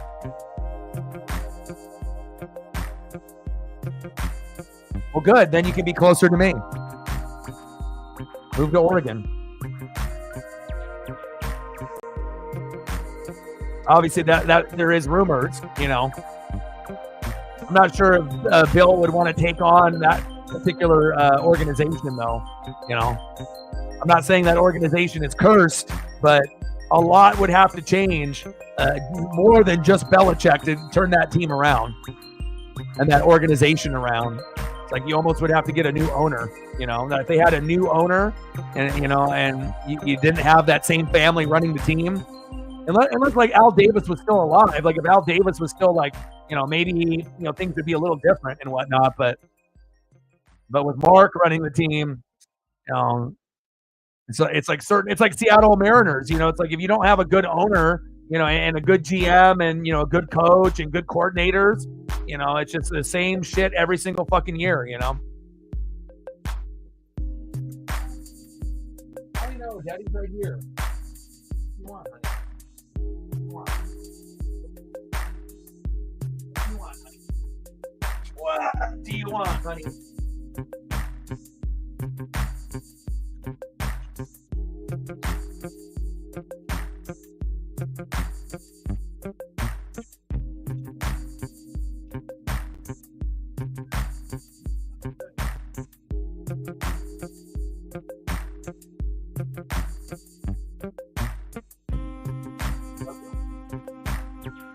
Lay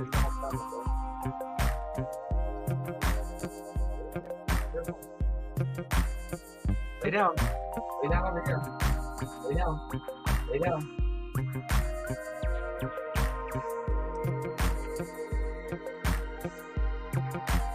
But I am enjoying Belichick, anytime that he's on TV or on podcasts. Like I saw one thing where he was talking about, people holding the football and being able to punch out the football. It's always cool to be able to hear him talk and go over like football scenarios and whatnot.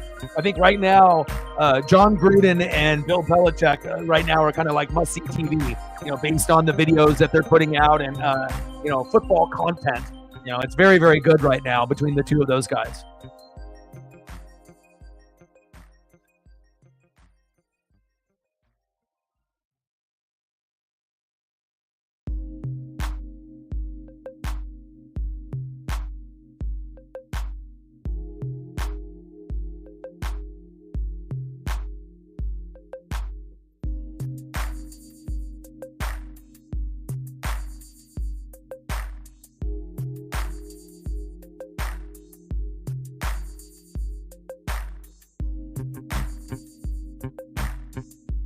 I did.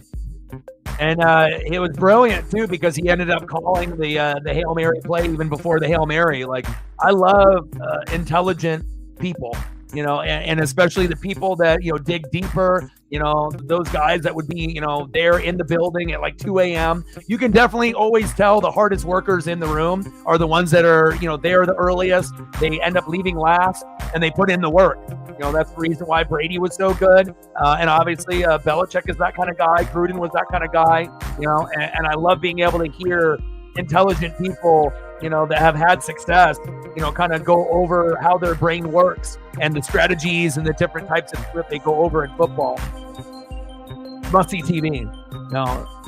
I know Saban's enjoying, obviously, post-coaching career, and having his input on things as well. Another intelligent guy. He just doesn't have as much like videos out. He's more of like, working for like a company and, chiming in here and there and, ESPN, college football, this or that or whatever. But, with Belichick and Gruden, it's them just kind of putting out the material on their, free time or whoever's associated with them. So.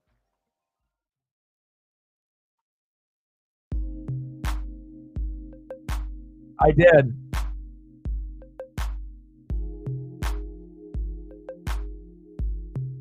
Yeah, the reason she asked, though, because it's weird. It's like, nobody is Dwayne Johnson from the 90s. No one is The Rock. And I did hear about the stadium, too. The whole roof is gone. So, and they're not going to be able to rebuild another stadium. So that is, hurricanes are real. And the devastation to people and animals and buildings was epic, not in a good way. Very devastating. Reggie Love with the carry. Yeah, they're going to have to play somewhere else. I'm almost done, Paisley. Lay down, honey.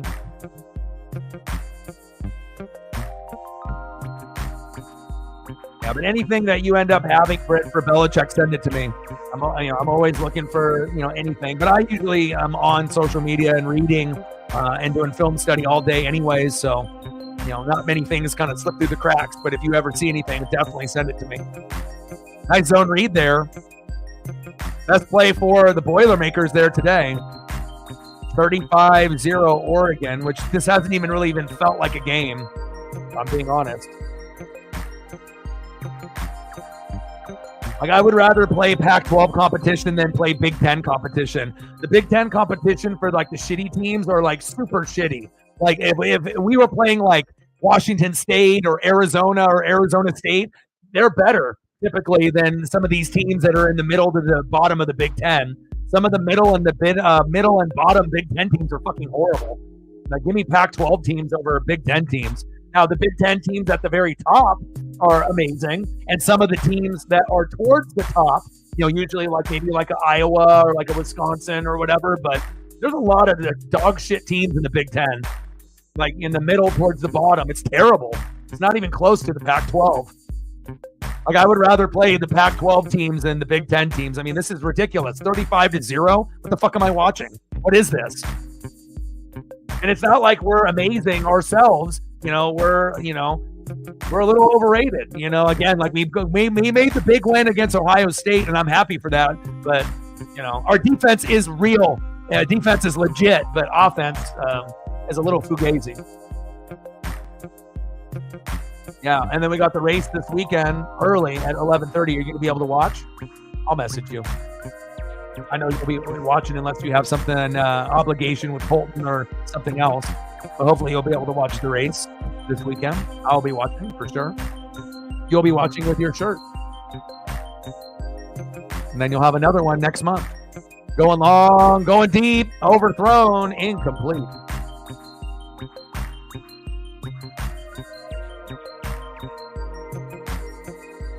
I wish Utah was brought in over UCLA, but they brought in UCLA because of the rivalry with USC. So,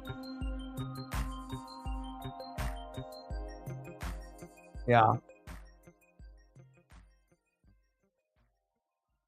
Yeah, Purdue would be good if they had Drew Brees and Mike Allstott. But,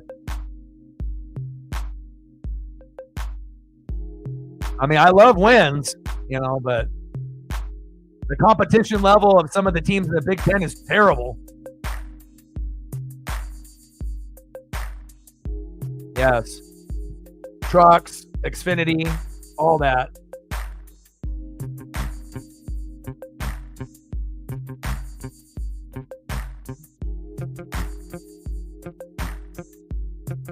Practicing qualifying. P's and Q's, baby. And pretty soon it's going to be over. So,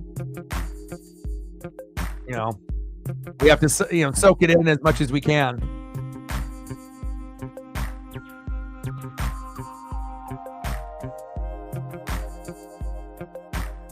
Fourth down and 6.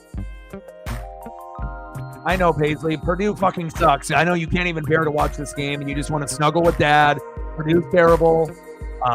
We will go for a walk and snug, and you'll get plenty of hugs and kisses and blueberries and strawberries. Dad loves you. Okay?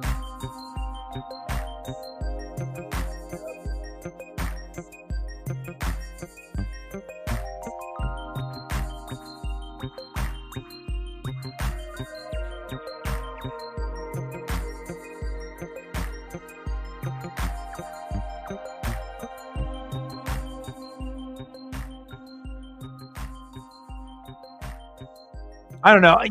I'm happy that we beat Ohio State, but I really wish that the Pac-12 still existed, if I'm being honest. It's like no one wants to see it's just like every Big Ten fan, if they had to leave and go to the Pac-12, they wouldn't want to do that either. It's like, you have pride and you're proud of, the history, Pac-8, Pac-10, Pac-12. The last thing that we wanted to do is break up the conference or leave, but obviously more money, and it's always about money, unfortunately. Captain Oreo with a tenor. No, the Rays can't play in Oakland. No, unfortunately, I don't think that would be possible. They'll probably end up playing in that's a good question. I don't know where the hell they're going to play, unless they can bargain with another team, like the Miami Marlins, and they can both play there, when one team is there, and then they might have to play some of their games at like a college stadium or something. I don't know. It's not like they have a bunch of ballparks that's ready to play MLB baseball in, but I would assume that maybe doubling up with the Marlins, with some of the schedule, and then maybe having to play in like a college stadium, or something like that. You got to think of what options that they actually have, or, if they can work out a deal with Oakland and then that city, to do that. But that's a good question, man. I don't know. Stacks on stacks, racks on racks, little Cactus Jack, bang, bang, $10 holla. Appreciate you, Captain Oreo.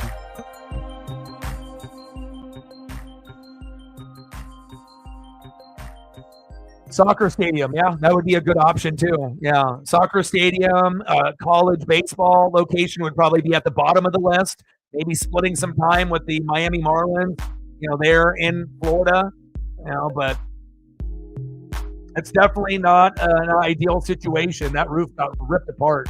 So.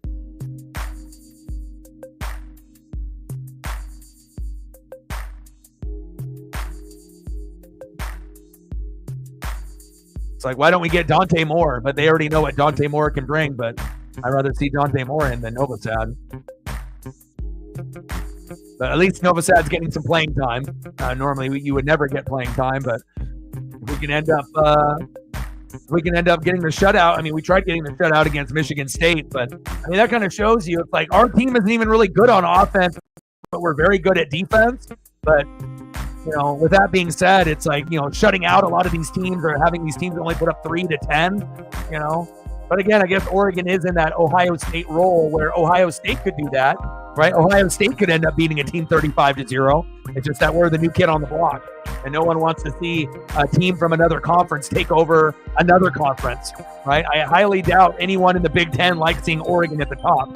They are, they're hating on us big time, so.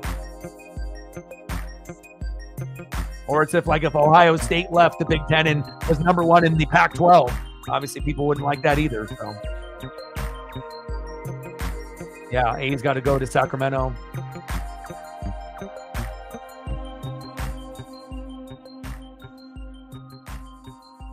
Third person is not a rare occasion. It's every stream. Don't lie to yourself. 4th and 16. 35-0 Oregon. Ooh, spring training field. Yeah, that could be a possibility.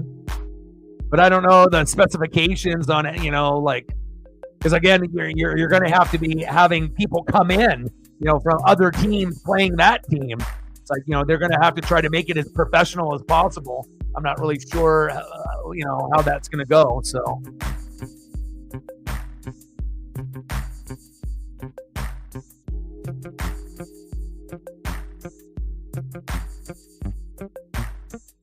Okay.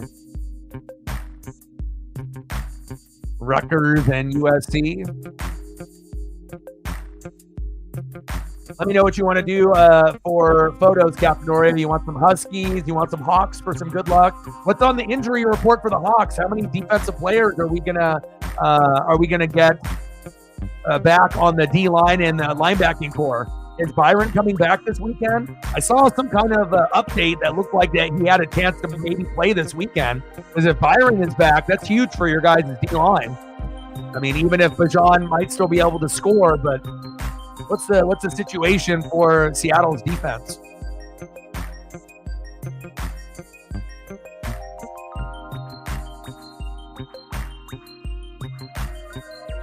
I'm going to take a look myself.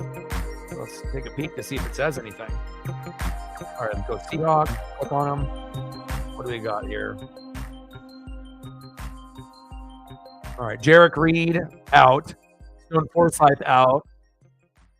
Rayshawn Jenkins IR. Trey Brown and Reek Woolen out. So it looks like Tariq Woolen is out, but maybe some of the players are back, it looks like. So you won't have Tariq Woolen, but it sounds like the other linebackers and Byron might be back this weekend, so you might actually have a decent shot to win against Atlanta, it looks like, if this is accurate. And Justin Simmons is questionable. But I'm not seeing the D linemen and the linebackers on the initial report, but I'll have to dig deeper, obviously.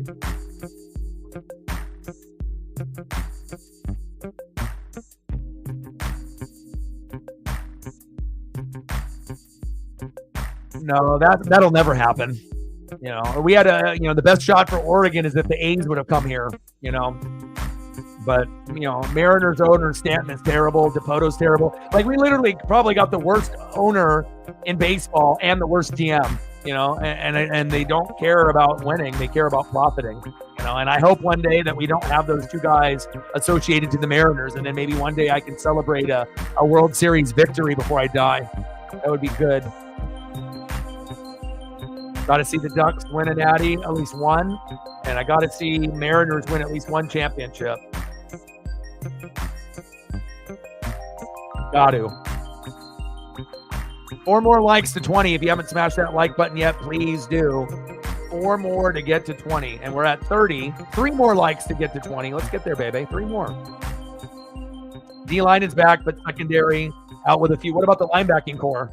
Linebacking core looks like they're getting kind of healthier. So, but obviously the biggest part of the team is the D-line, and that's why you guys went on that 3-game skid, because the D-line couldn't stop anybody. So I know, Paisley, I'm almost done. I promise.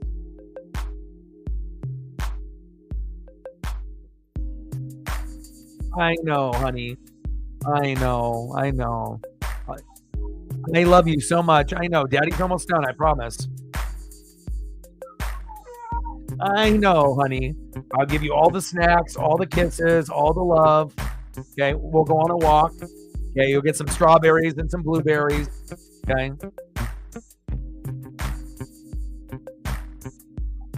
Yes, I know. I love you so much.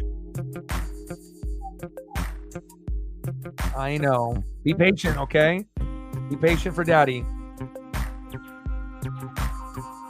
I know, honey. I know. You have been super needy today, honey. I love you. Daddy's almost done. I don't have too many of Jonah Coleman because they just don't format, unfortunately. But if you have another player that you want to be able to see, I mean, I can dig a little bit deeper. But for whatever reason, they don't have a lot of Jonah Colemans available.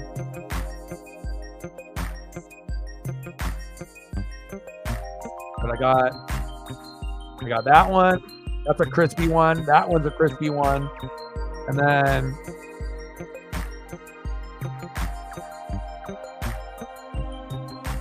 there's another one, but that one's not as crispy though. Yeah, there is no world that we live in that Dylan Gabriel should get the Heisman. 0.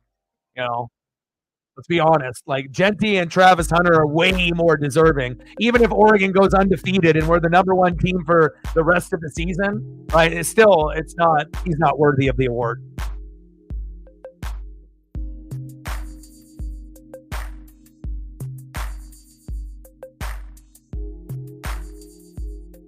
Ooh, Cal Raleigh. There you go. Good choice. Boom. Our boy. Our favorite. I know, honey. I swear I'll be done soon, okay? We have to watch this crappy Purdue team finish this game out, okay? And then you get all the snugs and the love from Daddy, okay? Blueberries, strawberries, kisses, hugs, walks, snuggles. I know, honey. I know. I love you. I know, honey. You're very vocal tonight. I wish the Mariners were in the postseason. How amazing would that be? One day.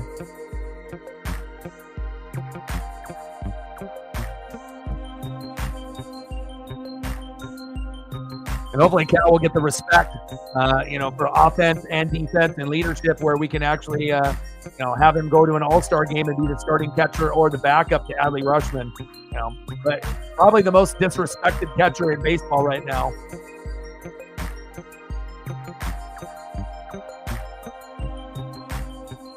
Because they are crappy. They're 1-5, 0-3, and at a fucking 0, and our offense is not good. What other words do you want me to say? This is not a good team. This is a horrible fucking team.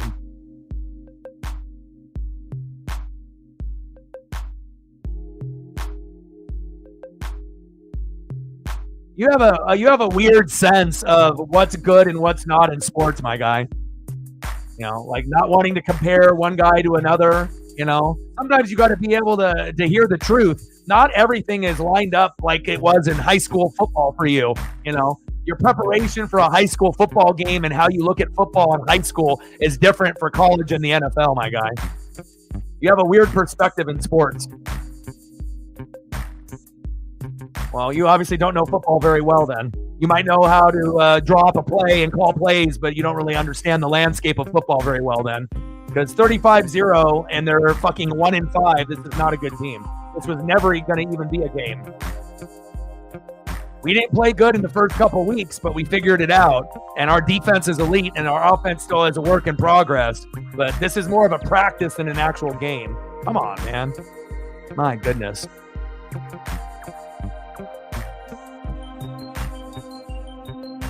I know, Paisley. I understand.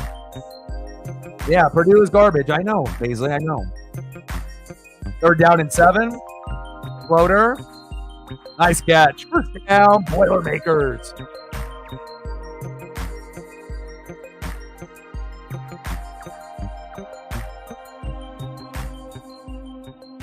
Playing Pac-12 opponents is much more entertaining than playing these bottom feeders in the Big Ten.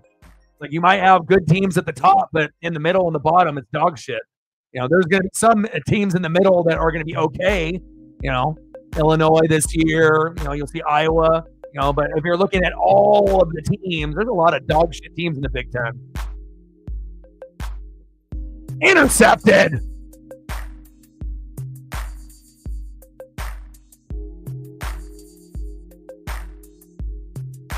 There we go, baby.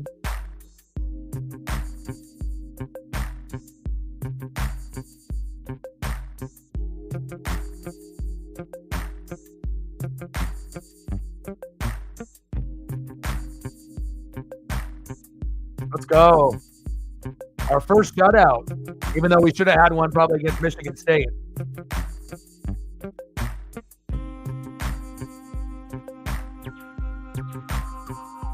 I know, honey, I promise.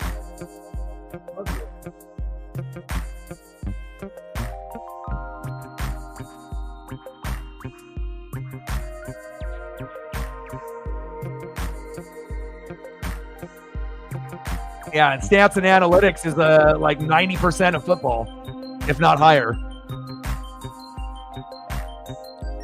I mean, if you don't understand stats and analytics, you're not going to really understand football. You can know X's and O's, but X's and O's only gets you so far. Final score, Oregon Ducks 35, shitty-ass Purdue Boilermakers 0. I wish that the game was a little bit more entertaining. It wasn't our best effort. We won. We shut them out. But it definitely felt like more of a practice than an actual game. So, and obviously this is what we call playing down to the competition in sports. After giving our A+ effort against Ohio State, this is us just kind of coasting, But we'll end up taking the shutout 35-0.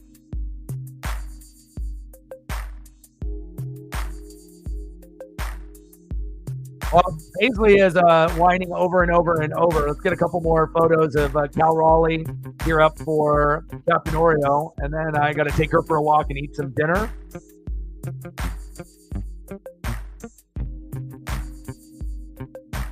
Yeah, Boise State is legit, bro.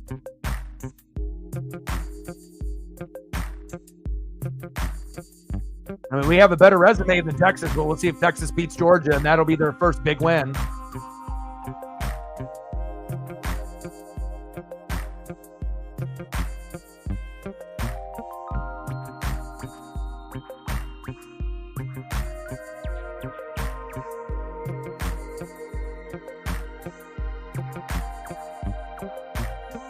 Appreciate you.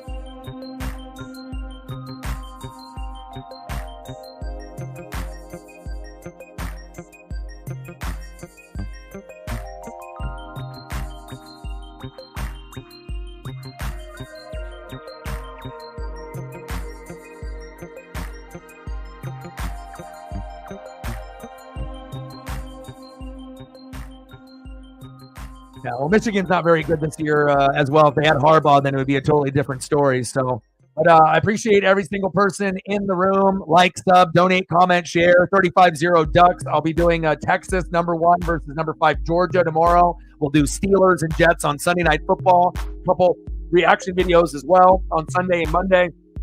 And then on Monday night, we'll do the Ravens and the Buccaneers. And there's very quality games, right? We got the Texans and the Packers, the Chiefs, obviously against the Niners, many, many good quality matchups, Lions and Vikings, even the Hawks and the Falcons should be good. And then obviously capping it off with that last game with the Ravens and the Bucs. So it's going to be a fun college football weekend on Saturday, as well as the NFL on Sunday and Monday. I love you guys, and I appreciate you guys very much. I wish the Purdue Boilermakers gave a little bit more fight, and the game was a little bit closer, a little bit more entertaining. but I do appreciate the conversation and the likes and the subs and the donos and the love. Appreciate you guys very, very much. And I got one question for you. Who talk sports like us? Your boy Ryan, Northwest Sports Fanatics, and I'm out. Gang.